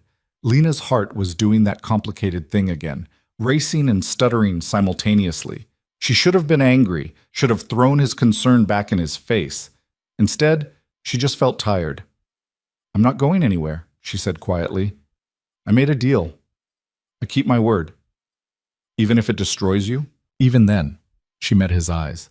"But for what it's worth, I think you care more than you admit. About a lot of things. You just hide it better than most people." Rico laughed, bitter and short. "You don't know what you're talking about, don't I?" Lena stepped closer. "You could have chosen anyone, but you chose someone genuine because you're sick of fake. You brought me to that church in Italy to show me what real looks like, because part of you still remembers wanting it. You're protecting me because you know what this world does to people, and somewhere under all the armor, you don't want to be responsible for breaking someone else. You're giving me too much credit. Maybe. Or maybe you're just scared that if you admit to being human, someone will use it against you." She picked up her shoes. "I'm going to bed. Thanks for the party. It was terrifying and educational in equal measure." She walked past him, back toward the house. His voice stopped her at the terrace steps. "Lena." She turned. Rico stood in the garden, hands in his pockets, looking lost in a way that broke something in her chest. "I am scared. You're right about that. People I care about become targets, liabilities. I've watched it happen too many times." "So you just don't care about anyone? That's your solution?" "It's worked so far." "Has it?" Lena shook her head. "Looks pretty lonely from where I'm standing." She left him there with the weak stars and his careful distance, went upstairs to her separate room in their shared house, and tried not to think about the fact that she was starting to care about a man who'd made not caring into an art form. The remaining party guests trickled out over the next hour. Lena heard them leaving, heard Rico's voice in the foyer playing the gracious host. She changed into pajamas, washed off makeup that felt like a mask, and was brushing her teeth when someone knocked. "Come in." Rico entered, still in his dress shirt but with the sleeves rolled up. He looked like he'd been drinking, though his eyes were clear. "Just wanted to say thank you for tonight. You handled it better than I expected. Expectations seem pretty low in your world." "They are." He leaned against the doorframe. "Marcus asked about you. Wanted to know where you came from, what your story was. I told him to mind his business." "What's his deal anyway? He gives me bad vibes." "Trust that instinct. Marcus is useful, but dangerous. He's been angling for more power in the organization, thinks he deserves a bigger piece." Rico's expression darkened. "He's also been making moves I don't like, meeting with people who should be off limits." "You think he's a problem?" "I think he's a problem waiting to happen." Rico pushed off the doorframe. "But that's my concern, not yours. You just stay away from him." "Yes, sir," Lena mock saluted. Rico's lips twitched, almost a smile. "You're a pain in my ass, you know that?" "I try my best." He stood there a moment longer, something unspoken hovering in the air between them. Then he nodded once and left, pulling the door closed behind him with a soft click that sounded too much like possibility. Lena lay in bed, staring at the ceiling, and admitted to herself what she'd been avoiding for weeks. She was falling for her husband, the man who'd bought her, the man who kept walls high enough to block out the sun, the man who was absolutely, completely wrong for her in every possible way. It was the stupidest thing she could have done, and she was doing it anyway. The next few weeks fell into a routine that felt almost normal. Rico worked long hours, meetings, and phone calls in Italian that Lena didn't try to understand. She visited her father 3 times a week, watched him grow stronger with each visit, lied about how happy she was. She had lunch with Patricia Chen twice, discovering the woman was actually fascinating beneath the society veneer. She attended 2 more dinner parties and a charity gala, where she wore a dress that made her feel like a stranger and smiled until her face hurt. And slowly, carefully, she and Rico circled each other like boxers trying to figure out the other's weak spots. They'd have dinner together most nights. Sometimes they talked, really talked, about things that mattered. Books they'd read, places they wanted to see. The fact that they both thought coffee was better without sugar and anyone who said otherwise was wrong. Other nights they ate in silence, the weight of everything unsaid pressing down like atmospheric pressure. He still kept his distance physically. No accidental touches, no lingering glances. If anything, he seemed more careful than before, Like proximity might shatter whatever fragile peace they'd established. It was driving Lena crazy. One night, 3 weeks after the dinner party, she found him in his office at 2 a.m. She'd been unable to sleep, had gone down for water, seen his light on. He sat behind his desk, glass of scotch in hand, staring at something on his computer screen. Working late? Rico looked up, surprised. Can't sleep? Apparently it's contagious. Lena came into the office, poured herself scotch from the decanter without asking. What's got you up? Just reviewing some contracts? He closed the laptop. Nothing interesting. You're a terrible liar when you're tired. Fine. Marcus' situation is escalating. He's been sloppy, leaving trails. Either he's getting stupider or he wants me to know he's making moves. Rico swirled his drink. I need to handle it soon, before it becomes a bigger problem. Handle it how? You don't want to know. Maybe I do. Lena sat in the chair across from him. I'm part of this world now, right? Might as well understand how it actually works. Rico studied her for a long moment. Then he sighed, refilled his glass. Marcus has been skimming. Small amounts, nothing that would show up immediately, but over 6 months, it adds up to almost 2 million. He's also been in contact with the Constantine family. Should that name mean something to me? They're our primary competition. Russian organization, very traditional, very violent. We have an understanding. They stay in their territory. We stay in ours. If Marcus is talking to them, he's either planning to jump ship or he's setting up something worse. Like what?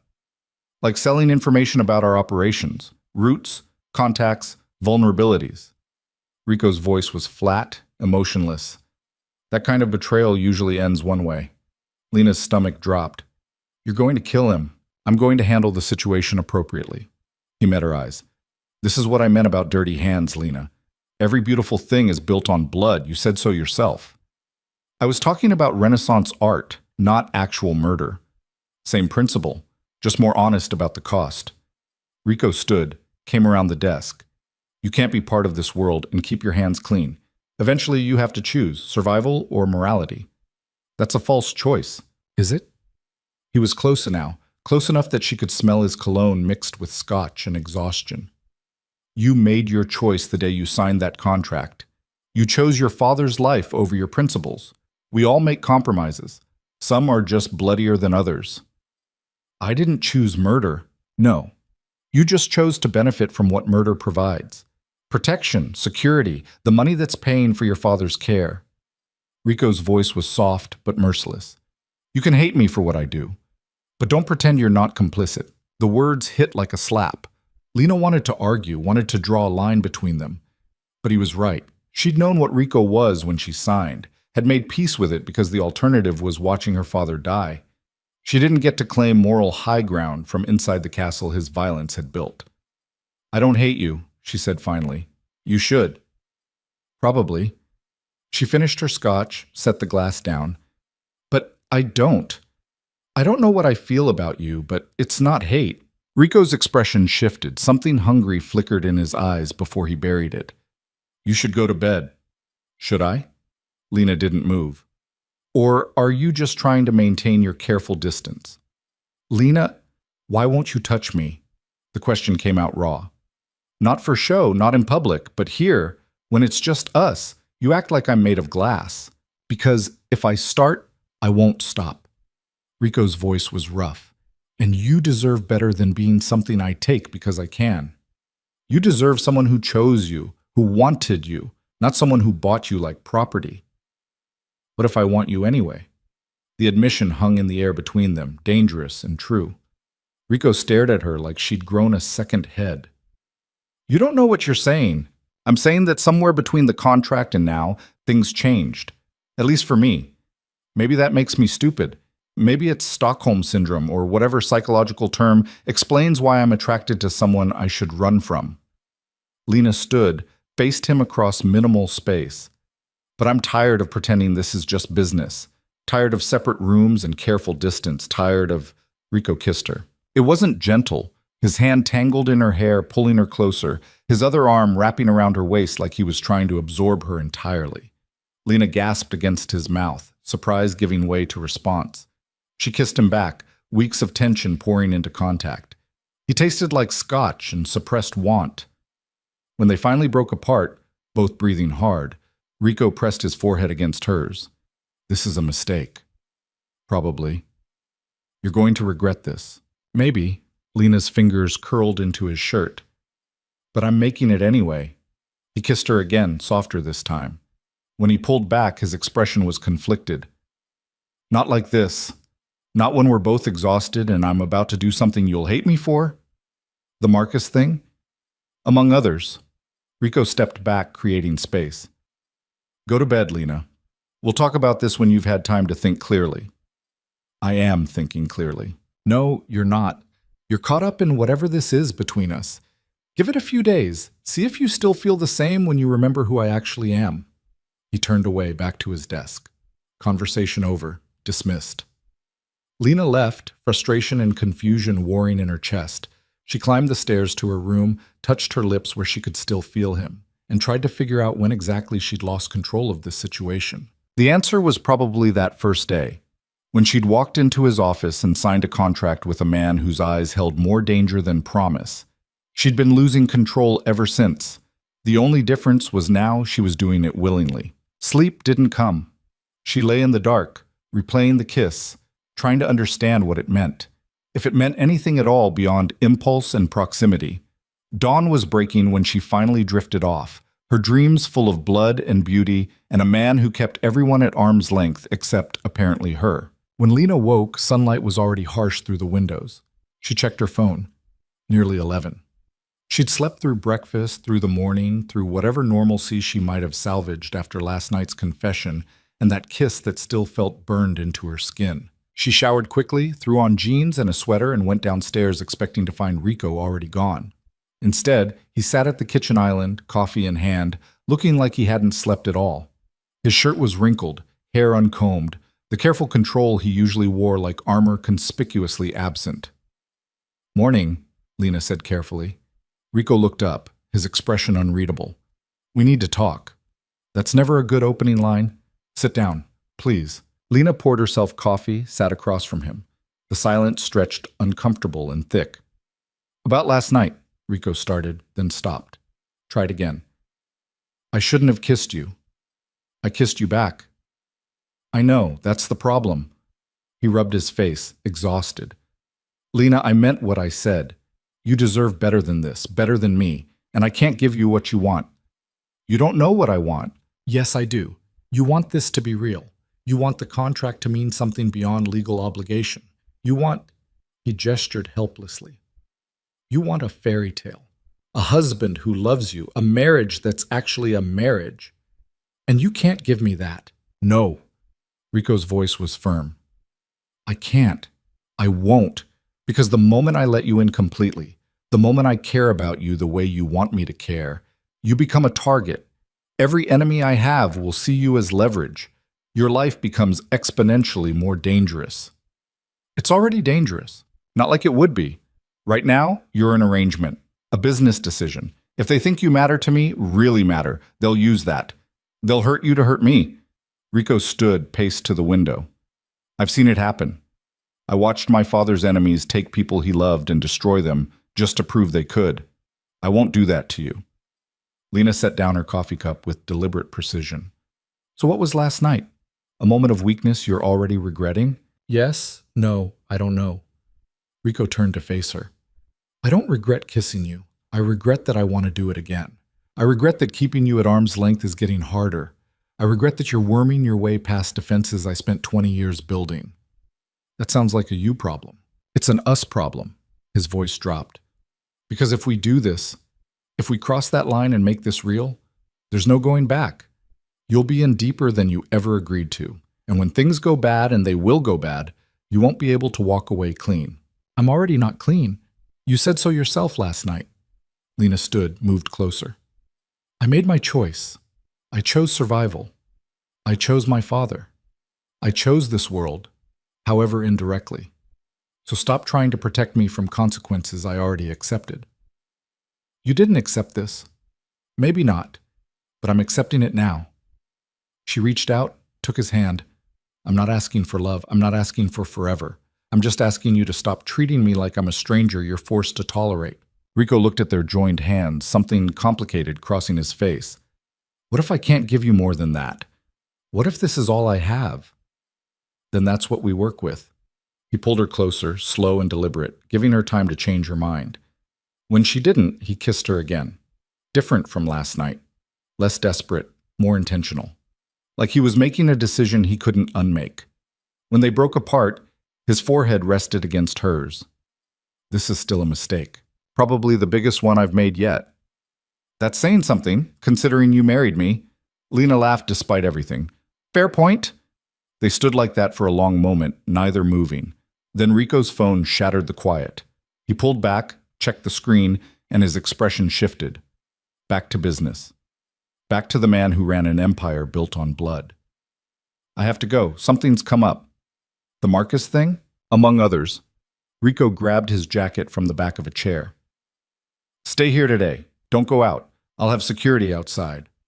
You're scaring me. Good. You should be scared. He kissed her forehead, quick and distracted. I'll be back tonight.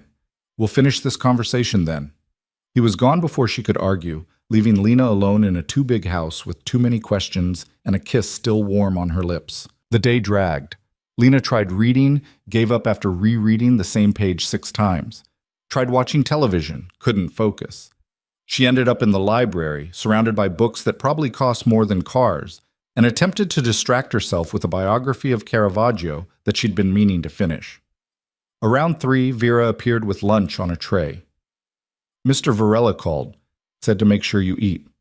I'm not hungry. Eat anyway. Vera set the tray down, studied Lena with those sharp eyes. Something's different. I don't know what you mean. Yes, you do. Vera sat in the chair across from her. I've worked for Mr. Varela for 6 years. I've seen him with other women. He's always distant, controlled. But with you, she paused, choosing words carefully. He's making mistakes, getting distracted. That's dangerous in his line of work. Are you blaming me?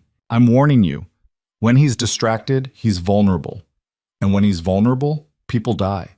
Sometimes the right people, sometimes not. Vera stood. He cares about you more than he should, more than is safe. That's a liability you need to understand. I didn't ask him to care about me. Doesn't matter. He does anyway. Vera moved to the door, paused. Be careful, Lena. This world doesn't forgive weakness. And right now, you're his. After she left, Lena couldn't eat. She stared at the food, at the expensive china and crystal, at the life she'd traded into. Vera was right. She'd become a liability, a weakness in Rico's armor. And in his world, weakness got exploited. Evening came without word from Rico. Lena tried his phone twice, got voicemail both times. She had dinner alone, went to bed early, and lay awake listening for sounds of his return. Around midnight, she heard voices downstairs. Male voices, tense and urgent. She crept to her door, opened it slightly. Can't be sure it was him. That was Rico, voice tight with anger. Who else would it be? An unfamiliar voice, thick accent. Marcus knew the route. He knew the timing. He's the only leak that makes sense. Then we handle it. Tonight. You're sure? I'm sure. Get everyone in position. We move at 2. Footsteps, then silence. Lena closed her door, heart racing. This was it. Whatever Rico had been planning with Marcus, it was happening now. And despite Vera's warnings, despite knowing she shouldn't care, she did. She was still awake at 2 when she heard cars leaving. Multiple vehicles, engines fading into distance. The house fell quiet. Empty. Lena got out of bed, went downstairs. The security guard who usually stood by the front door was gone. Everyone was gone. She shouldn't follow. Should stay in the house where it was safe, where she could maintain plausible deniability. But she'd stopped making smart decisions the day she signed that contract. Lena grabbed keys to one of the cars in the garage, a sleek black sedan that probably cost more than most houses, and drove. She had no idea where she was going, just followed instinct and the vague memory of an address she'd seen on Rico's desk weeks ago. A warehouse district near the docks, the kind of place where bad things happened and nobody asked questions. She found the location by accident more than design. 3 black SUVs parked outside a building with broken windows and graffiti-covered walls. She parked a block away, killed the engine, and sat there trying to decide if she'd completely lost her mind. The answer was yes, but she was here anyway. Lena approached on foot, staying in shadows. The warehouse door stood slightly ajar, light spilling out. She could hear voices inside, angry and overlapping. She got close enough to see through the gap. Rico stood in the center of what looked like an abandoned loading area. 4 men surrounded him. His men, she assumed, from their positioning and the way they deferred to him. And in front of Rico, zip-tied to a chair, was Marcus Delano. Blood dripped from his nose. His left eye was already swelling shut. "You stole from me." Rico's voice was calm, conversational. Somehow, that made it more terrifying.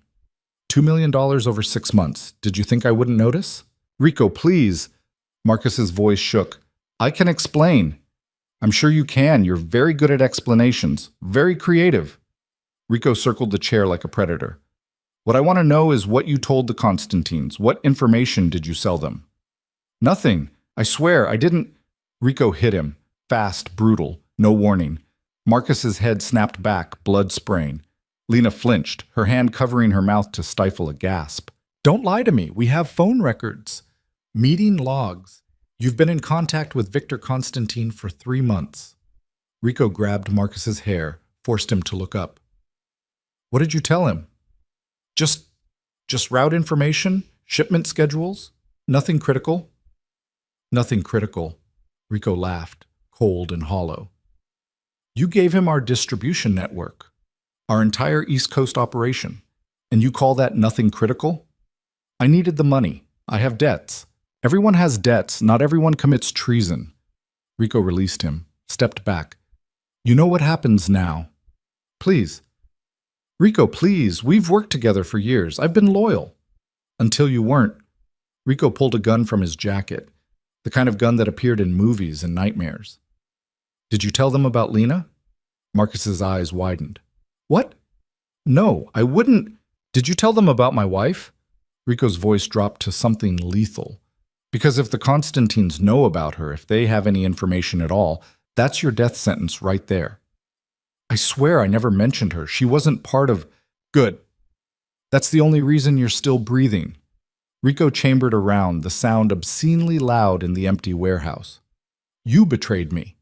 You endangered my organization. But more than that, you made yourself a liability, and I don't tolerate liabilities. Rico, wait. The gunshot cracked through the air. Marcus slumped forward in the chair, blood pooling beneath him. Lena stumbled backward, her vision swimming. She'd known this was coming, had known what Rico was, but knowing and seeing were catastrophically different things. She ran, didn't think, just moved, back toward the car on legs that barely held her weight. She made it 3 blocks before she had to pull over and throw up. Her hand shook so badly she could barely grip the steering wheel. This was who she'd married. This was the man she'd kissed.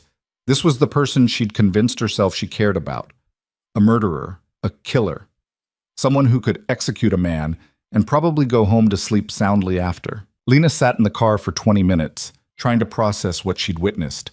Trying to reconcile the man who'd kissed her in his kitchen with the man who'd just put a bullet in someone's head without hesitation. They were the same person.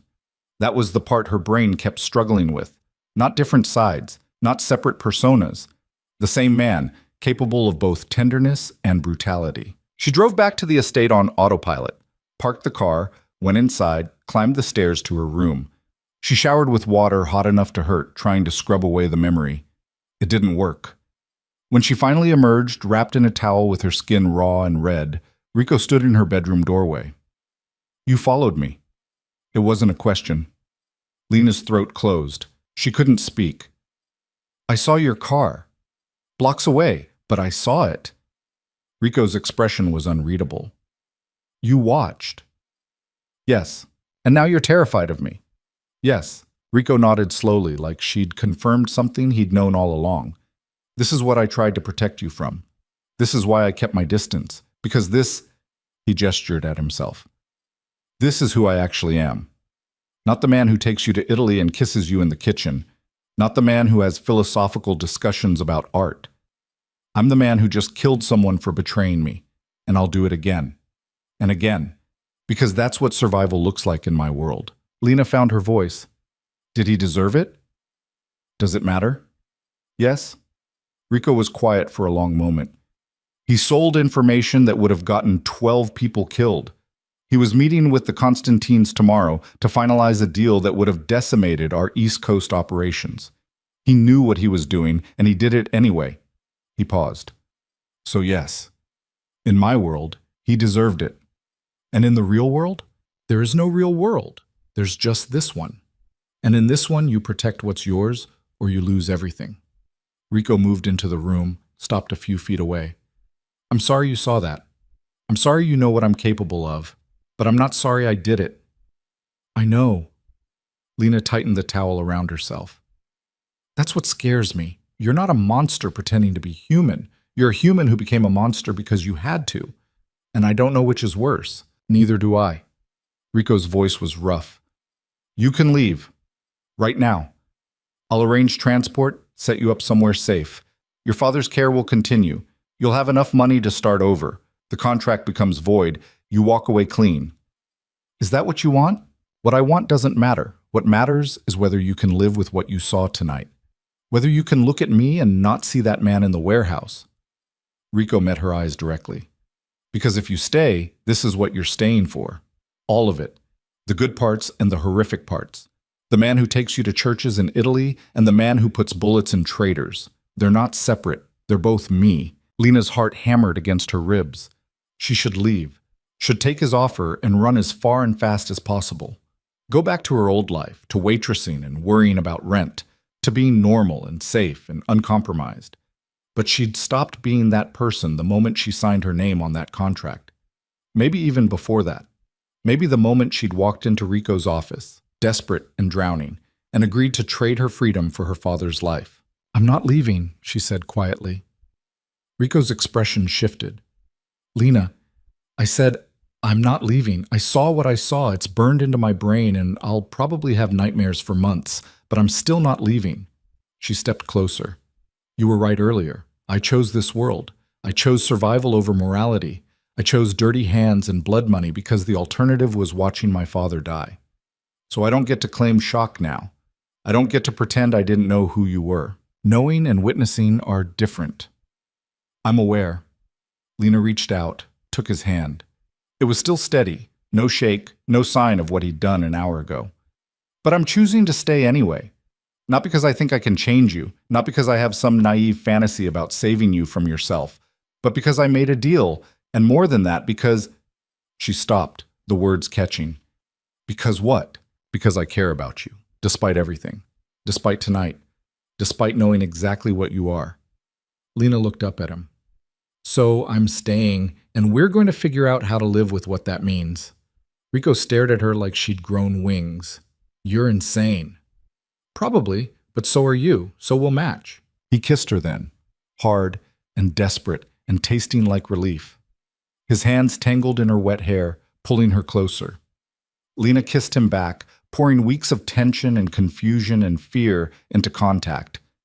When they broke apart, both breathing hard, Rico pressed his forehead to hers. This is still a mistake.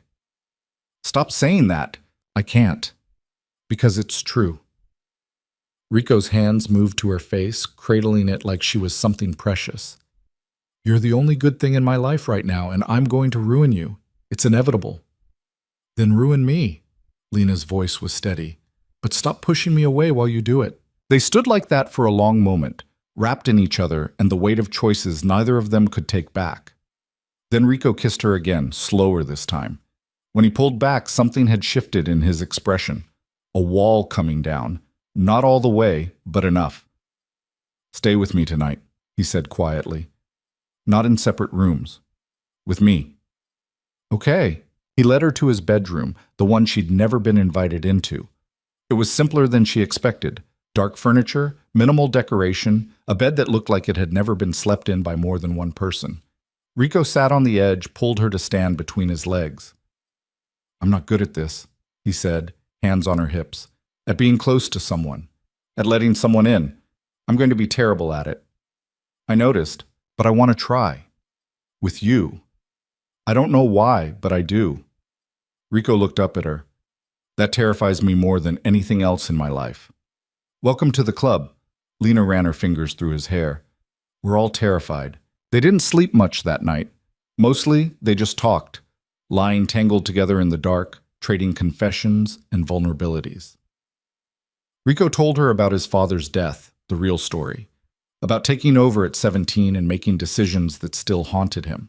About the first time he'd killed someone and how he'd thrown up after.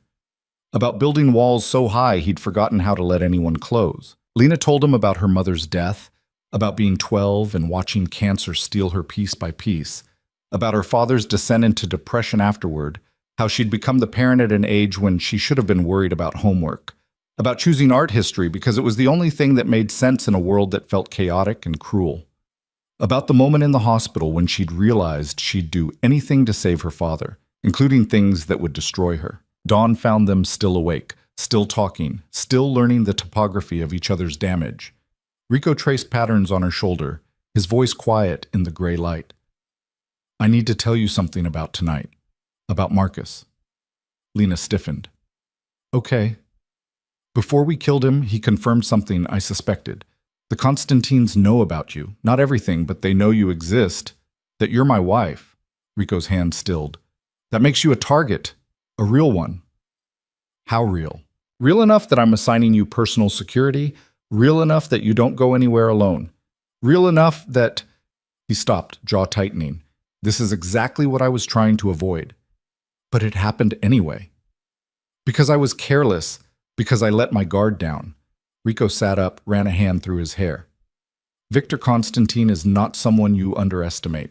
He's old school, violent. He'll see you as leverage, a way to get to me. We need to be prepared for that. Prepared how? I'm moving you to the secure wing of the house. Reinforced windows, panic room, armed guards 24/7. You hate it, I know, but it's necessary. Rico turned to look at her. I'm also teaching you to shoot and fight. Basic self-defense at minimum. Lena's stomach dropped. You think it's going to come to that? I think we prepare for worst-case scenarios and hope they never happen. Rico cupped her face. I won't let anyone hurt you, but I need you to be able to protect yourself if I can't get to you in time. This is insane. This is my world, your world now. Rico kissed her forehead. I'm sorry I brought you into it, but since you're here, I'm going to do everything in my power to keep you alive. How romantic. I'm not good at romance, but I'm excellent at survival. That'll have to be enough. They got out of bed as the sun rose properly, turning the sky from gray to gold. Rico had calls to make, damage control from last night. Lena went back to her room, soon to be former room apparently, and tried to process everything that had happened in the past 12 hours. She'd witnessed a murder, had confronted the full reality of who Rico was, had chosen to stay anyway, had spent the night in his arms talking about trauma and damage, had woken up to learn she was now an active target for a Russian crime family. It was, objectively, the worst series of decisions she'd ever made. But as she stood in the shower letting hot water pound against her shoulders, she couldn't bring herself to regret any of it. She'd chosen this, chosen him, chosen to stop hiding from the truth of what their arrangement had become. Whatever happened next, at least it would be real. The secure wing turned out to be less prison and more fortress. Lena's new room had windows that could stop bullets, a door that locked from the inside with a code only she and Rico knew, and a panic button disguised as a light switch. A guard named Marcus, different Marcus, younger, with kind eyes and a scar along his neck, stationed himself outside 24/7. This is excessive, Lena said on her second day in the new accommodations. Rico was going through her closet, removing anything he deemed too accessible from the outside. This is necessary. There's a difference. You're being paranoid. I'm being realistic. He pulled out a dress she'd worn to one of their dinner parties. The Constantines have people everywhere. They're patient. They'll wait for the right moment, the right vulnerability. I'm not giving them one. So I'm just supposed to live in a cage? Rico stopped, turned to face her. You're supposed to stay alive. That's the priority. They'd been like this for 3 days, tense and circling each other. The intimacy from that night had created new problems instead of solving old ones. Now they were too close to maintain distance, but not close enough to be comfortable. Lena felt like she was learning a new language without a dictionary. When do the shooting lessons start? She asked, changing the subject. Tomorrow, 6 a.m., basement range. Rico resumed his inspection of her belongings. Wear something you can move in. You're really doing this. I'm really doing this. He pulled out a scarf, examined it, put it back. You need to be able to protect yourself. I can't be with you every moment. You've been with me every moment for 3 days, and I'll continue to be until I'm sure you're safe. Rico closed the closet, faced her fully. I know this is hard. I know you hate feeling trapped, but the alternative is you dead, and that's not happening. Not on my watch. The intensity in his voice made her chest tight. This was new, too. Rico caring openly, without apology. It was disorienting and addictive in equal measure. Okay, she said quietly. 6 a.m. I'll be ready. Something in his expression softened. He crossed the room, pulled her close. I'm sorry. For all of this. For dragging you deeper into a world you never asked for. I chose to stay, remember? You chose before you knew how bad it could get. Rico's arms tightened around her. There's still time to change your mind. I can have you on a plane tonight. Somewhere they'll never find you. And leave my father? Leave you? Lena pulled back to look at him. No, I'm staying. We're doing this together. Together. Rico tested the word like it was foreign. I'm not used to that concept. I noticed. You're terrible at it. I'll try to improve. That's all I'm asking. He kissed her then, soft and searching, like he was still trying to figure out what they were doing. When they broke apart, his phone was ringing. He checked it, frowned. I have to take this. He stepped away, answered in Italian. His voice shifted, became harder. The conversation lasted 2 minutes, mostly him listening. When he hung up, his expression was grim. What is it? Victor Constantine requested a meeting. Tomorrow night. Neutral territory. Rico pocketed his phone. He wants to discuss terms. Terms for what? For not going to war. Rico moved to the window, stared out at the grounds. Marcus's death created a power vacuum. The Constantines are making a play for territory we've held for a decade. This meeting is either a negotiation or a trap. Which do you think it is? Both. Rico's reflection in the glass looked tired. Victor doesn't do anything without multiple agendas. He'll negotiate in good faith while planning to betray me the moment it's advantageous. So don't go. I have to go. Refusing would show weakness. Weakness gets you killed in this business. Rico turned around. But I'm not taking any chances. Extra security, escape routes planned, weapons ready, and you stay here, in this room, with guards I trust. You're expecting violence. I'm preparing for it. There's a difference. Rico came back to her, took her hands. Promise me you'll stay here, no matter what happens, no matter what you hear. You stay in this room until I come back for you. Rico, promise me, Lena. The urgency in his voice scared her more than anything else. I promise. Good. He kissed her forehead. I'll be back before you know it. But his eyes told a different story. He was preparing for the possibility that he might not come back at all. The shooting lessons started at 6 a.m. as promised. The basement range was professional grade, soundproofed, and equipped with targets and enough ammunition to supply a small war. Rico handed her a pistol, showed her how to hold it, how to aim, how to breathe before pulling the trigger. It's going to kick, he warned. Don't fight it, let it happen, then reset. Lena squeezed the trigger. The recoil jolted through her arms, the sound massive even with ear protection. Her shot went wide, missing the target entirely.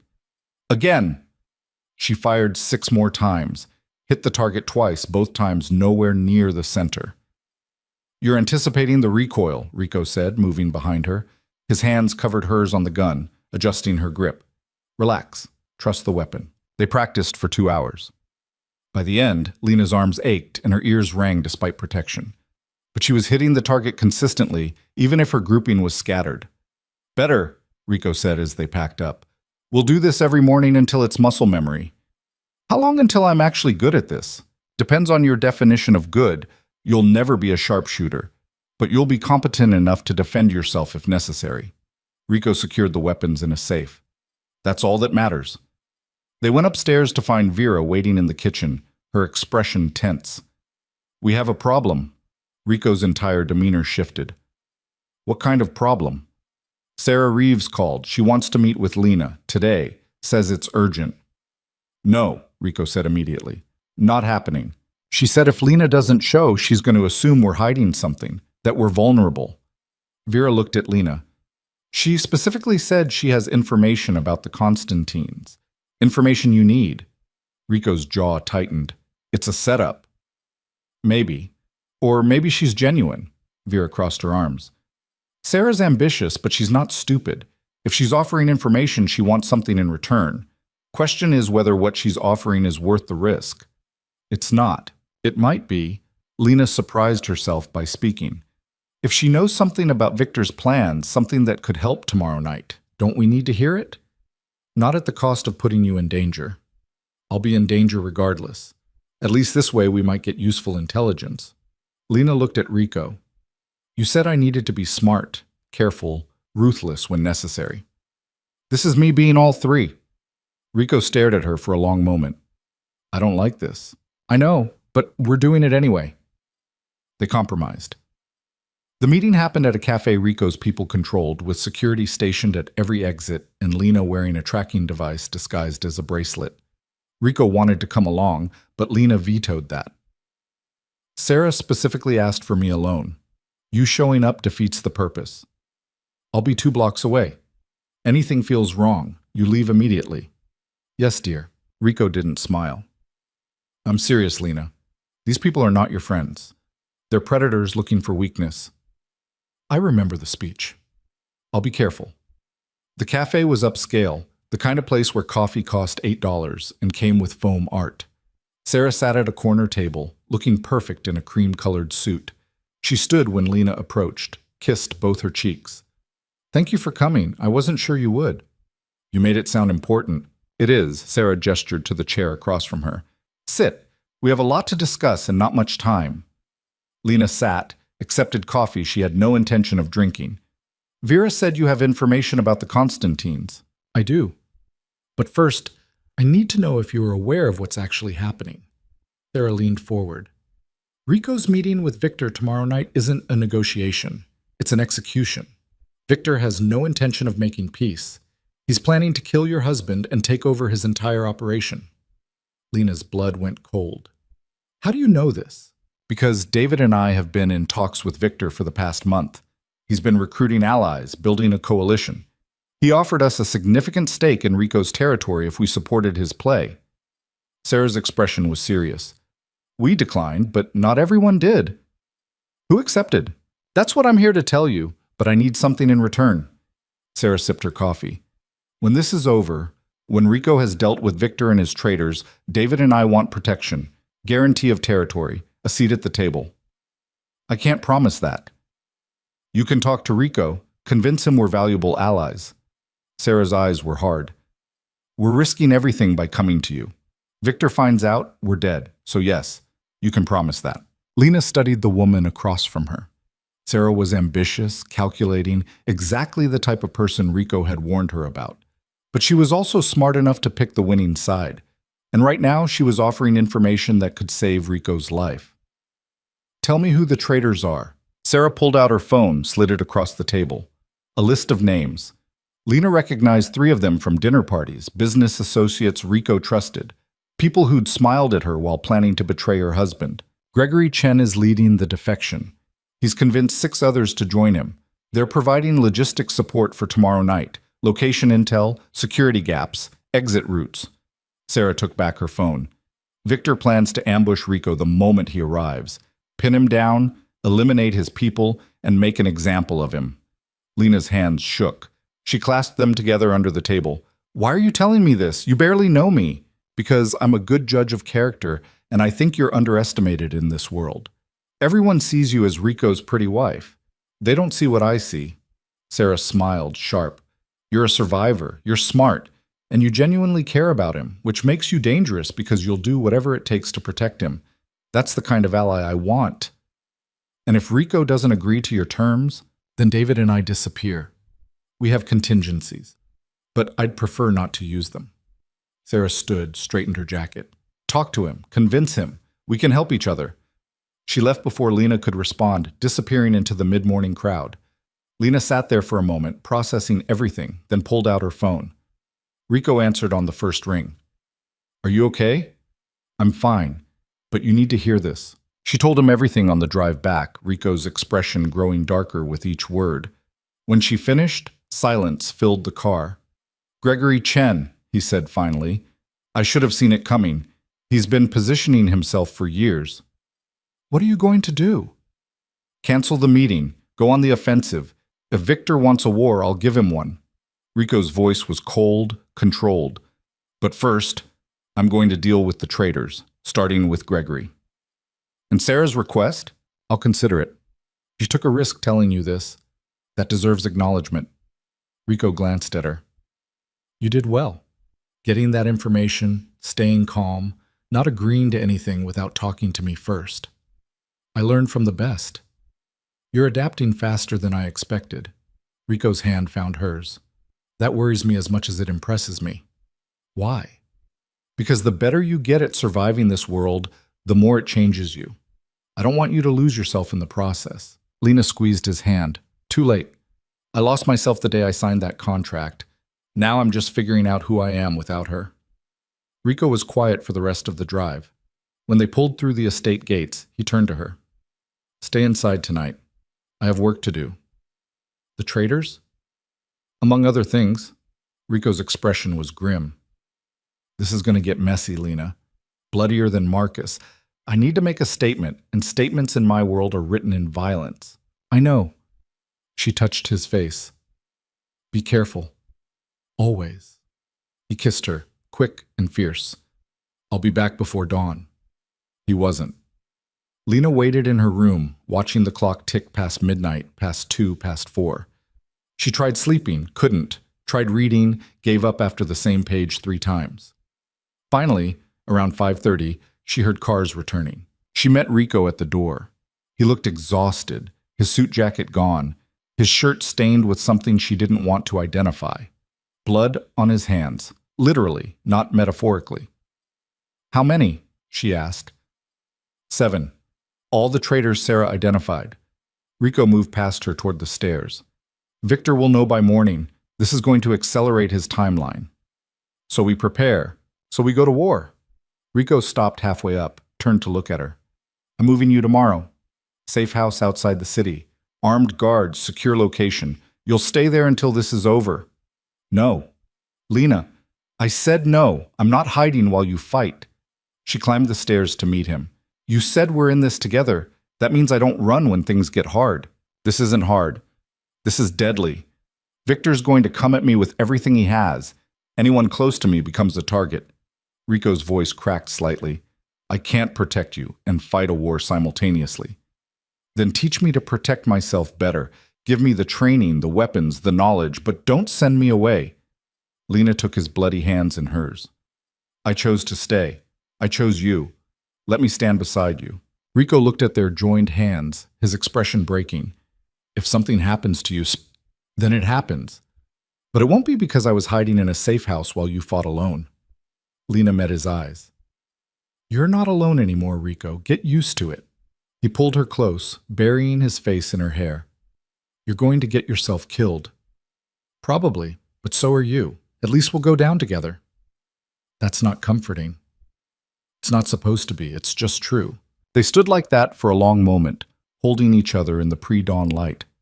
Then Rico pulled back, his jaw set. Fine, you stay. But we do this my way.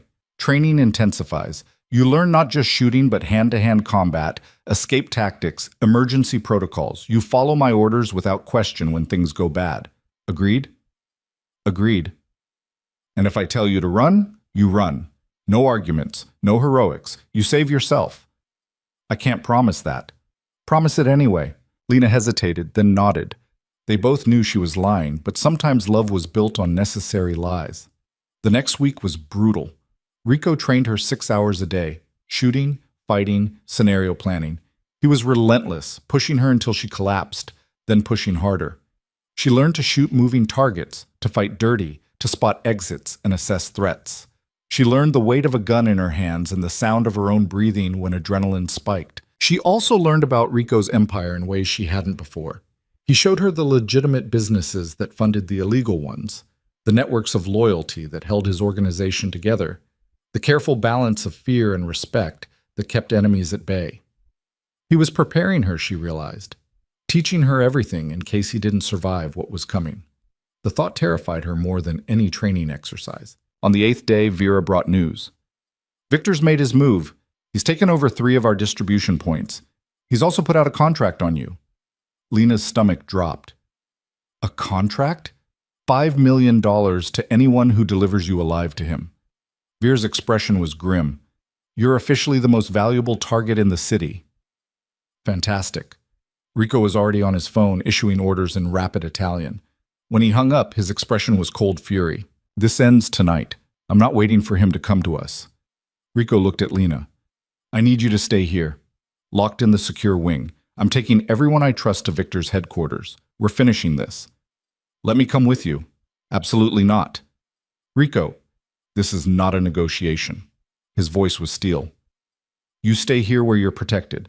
I can't fight if I'm worried about you getting caught in the crossfire. And I can't sit here wondering if you're coming back.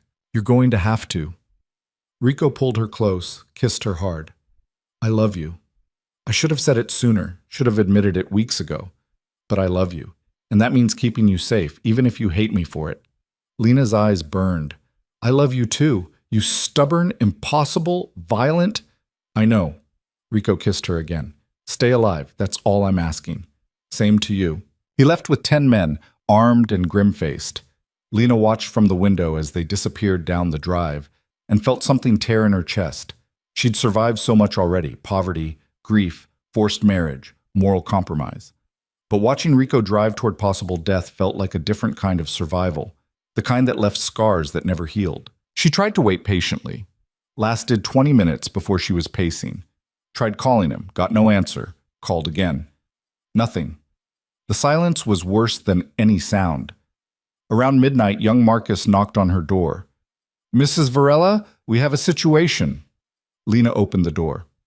What kind of situation? We've lost contact with Mr. Varela's team. Last transmission was an hour ago. Sounded like heavy fighting. Marcus looked worried.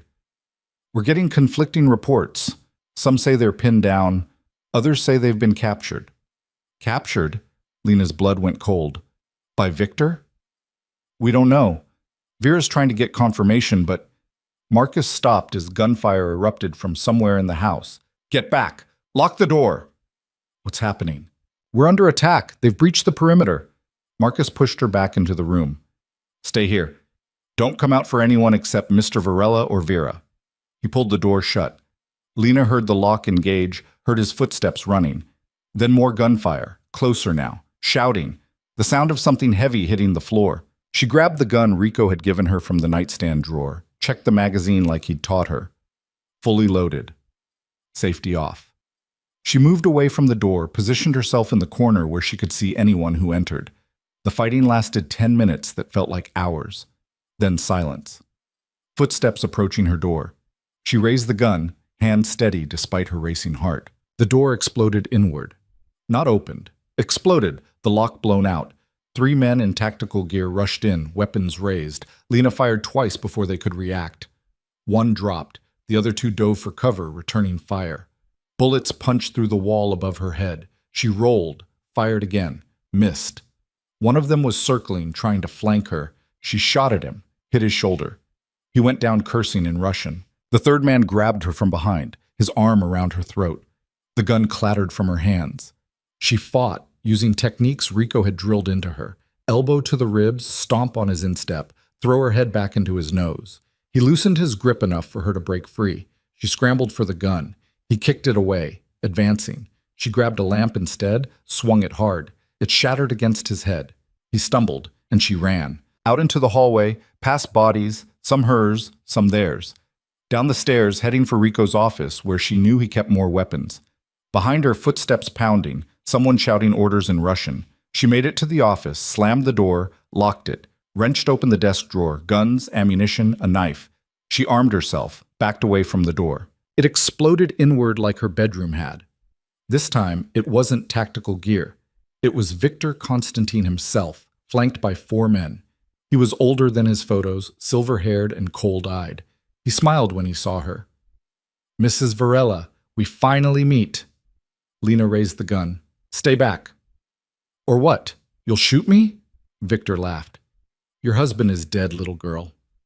My men killed him an hour ago. This empire is mine now, including you." "You're lying." "Am I?" Victor gestured, and one of his men pulled out a phone, showed her a photo. Rico on the ground, blood pooling around him, eyes closed. Lena's world tilted. "No."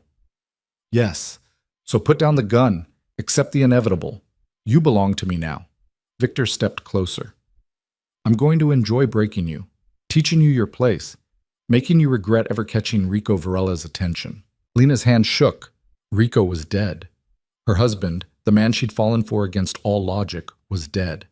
Everything was over. Except it wasn't. Because if Rico was dead, she had nothing left to lose. She fired, hit Victor in the chest. His eyes widened in shock as he fell. His men raised their weapons, but gunfire from behind them cut them down. Vera appeared in the doorway, smoking gun in hand. "Nice shot." "Is it true?"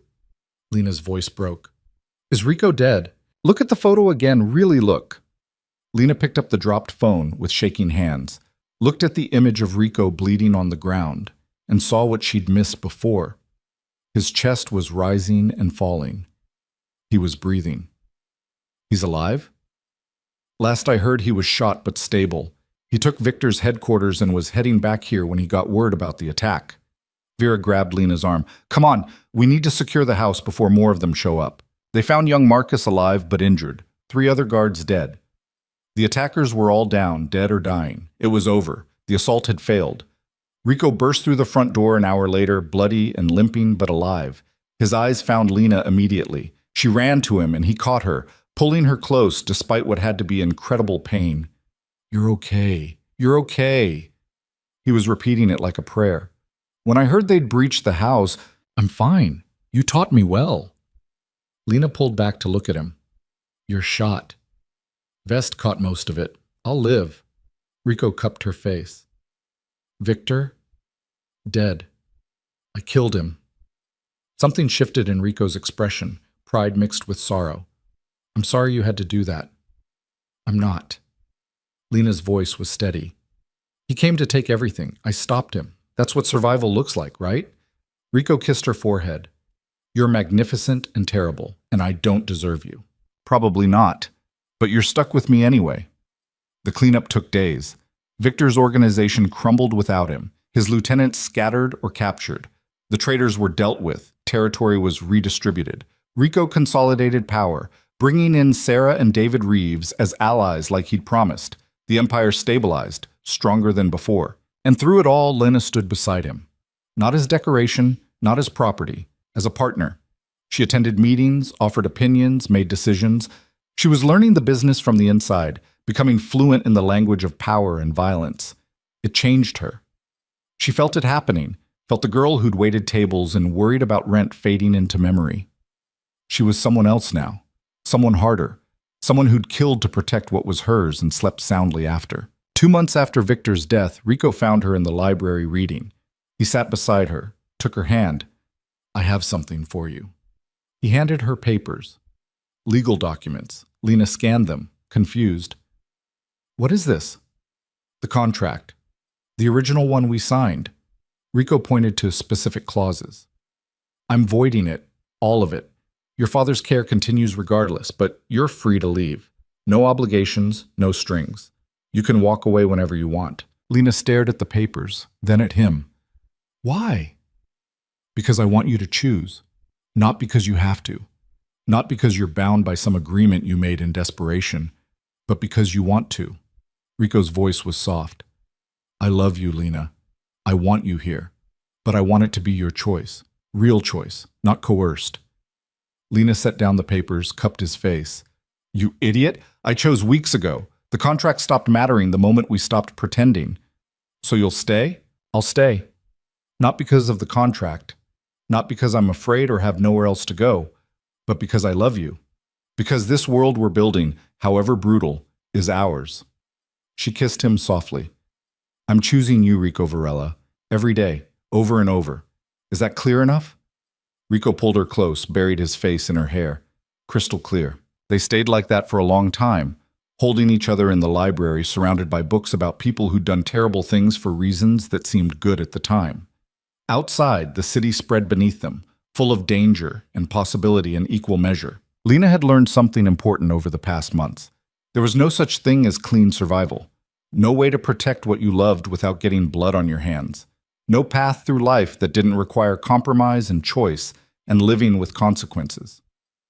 She'd started this journey thinking she was sacrificing herself, trading her freedom for her father's life, taking a deal with the devil because she had no choice. But somewhere between the contract and now, she'd discovered something. Freedom wasn't about avoiding hard choices. It was about making them with eyes open, about owning the cost of your survival. She'd chosen violence over her father's death, chosen a violent man over safe emptiness, chosen to fight rather than hide. And yes, it had changed her, made her harder, more dangerous, more willing to do terrible things for the people she loved. But it had also made her real, authentically, messily, unrepentantly real. She'd married Rico Varela to save her father, stayed with him because running felt like cowardice, fell for him because he was broken in all the ways she was learning to be. And together, they'd built something that looked nothing like love should, but felt more honest than any fairy tale. 6 months later, they had another wedding. Small, intimate, in that church in Italy where Rico's family had been making bad decisions for generations. This time, there was no contract, no transaction, just two damaged people choosing each other despite knowing exactly what that choice meant. Thomas Ardent gave her away, healthy and strong, crying through the entire ceremony. He still believed the fairy tale version, that they'd fallen in love, rushed into marriage, built something beautiful together. Lena let him believe it. Some lies were kinder than truth. After, standing on the cliff overlooking the Mediterranean, Lena turned to her husband. Any regrets? Rico considered the question seriously. About 1,000, but none of them involve you. That's not particularly romantic. I'm not a romantic. I'm a realist who loves you anyway. Rico pulled her close. We're going to have a complicated life, dangerous, messy, nothing like what people dream of. I know. And you're okay with that? Lena looked out at the endless water, at the sun setting over a sea that had witnessed generations of violence and beauty. She thought about the girl she'd been, desperate, drowning, willing to sell herself for survival. And she thought about who she'd become, someone who'd killed to protect what was hers, who'd chosen blood over innocence, who'd stood in the fire and come out forged instead of destroyed. I'm more than okay with it, she said finally. This is who we are, who I am now, and I wouldn't change it even if I could. Rico kissed her temple. You're terrifying. I learned from the best. They stood together as the sun disappeared, two people bound by choice rather than circumstance. The contract that had brought them together was void, burned months ago in Rico's office fireplace. But the commitment they'd built since, earned through violence and honesty and refusing to let go, that was real, permanent. Written not in legal language but in shared damage and deliberate choice. Lena Varela had learned that survival wasn't pretty, that love looked different for different people, that sometimes the only way forward was through blood and compromise, that you could lose yourself and find something stronger in the wreckage. She'd started as a transaction, become a partner, evolved into something she didn't have words for yet. But whatever she was choosing it every single day, and that made all the difference. In the end, maybe that was the lesson. Not that love conquered all, or that good triumphed over evil, but that people were complicated, that choosing survival meant accepting cost, that you could be broken and whole simultaneously, that violence and tenderness could coexist in the same human heart. Lena had married a monster, discovered he was human, became something of a monster herself in the process, and found somehow that she was okay with all of it, because real life wasn't a fairy tale. It was messy and brutal and required getting your hands dirty. But it was hers. They were theirs. And she'd chosen it with eyes wide open, consequences and all. That was enough. That would always be enough.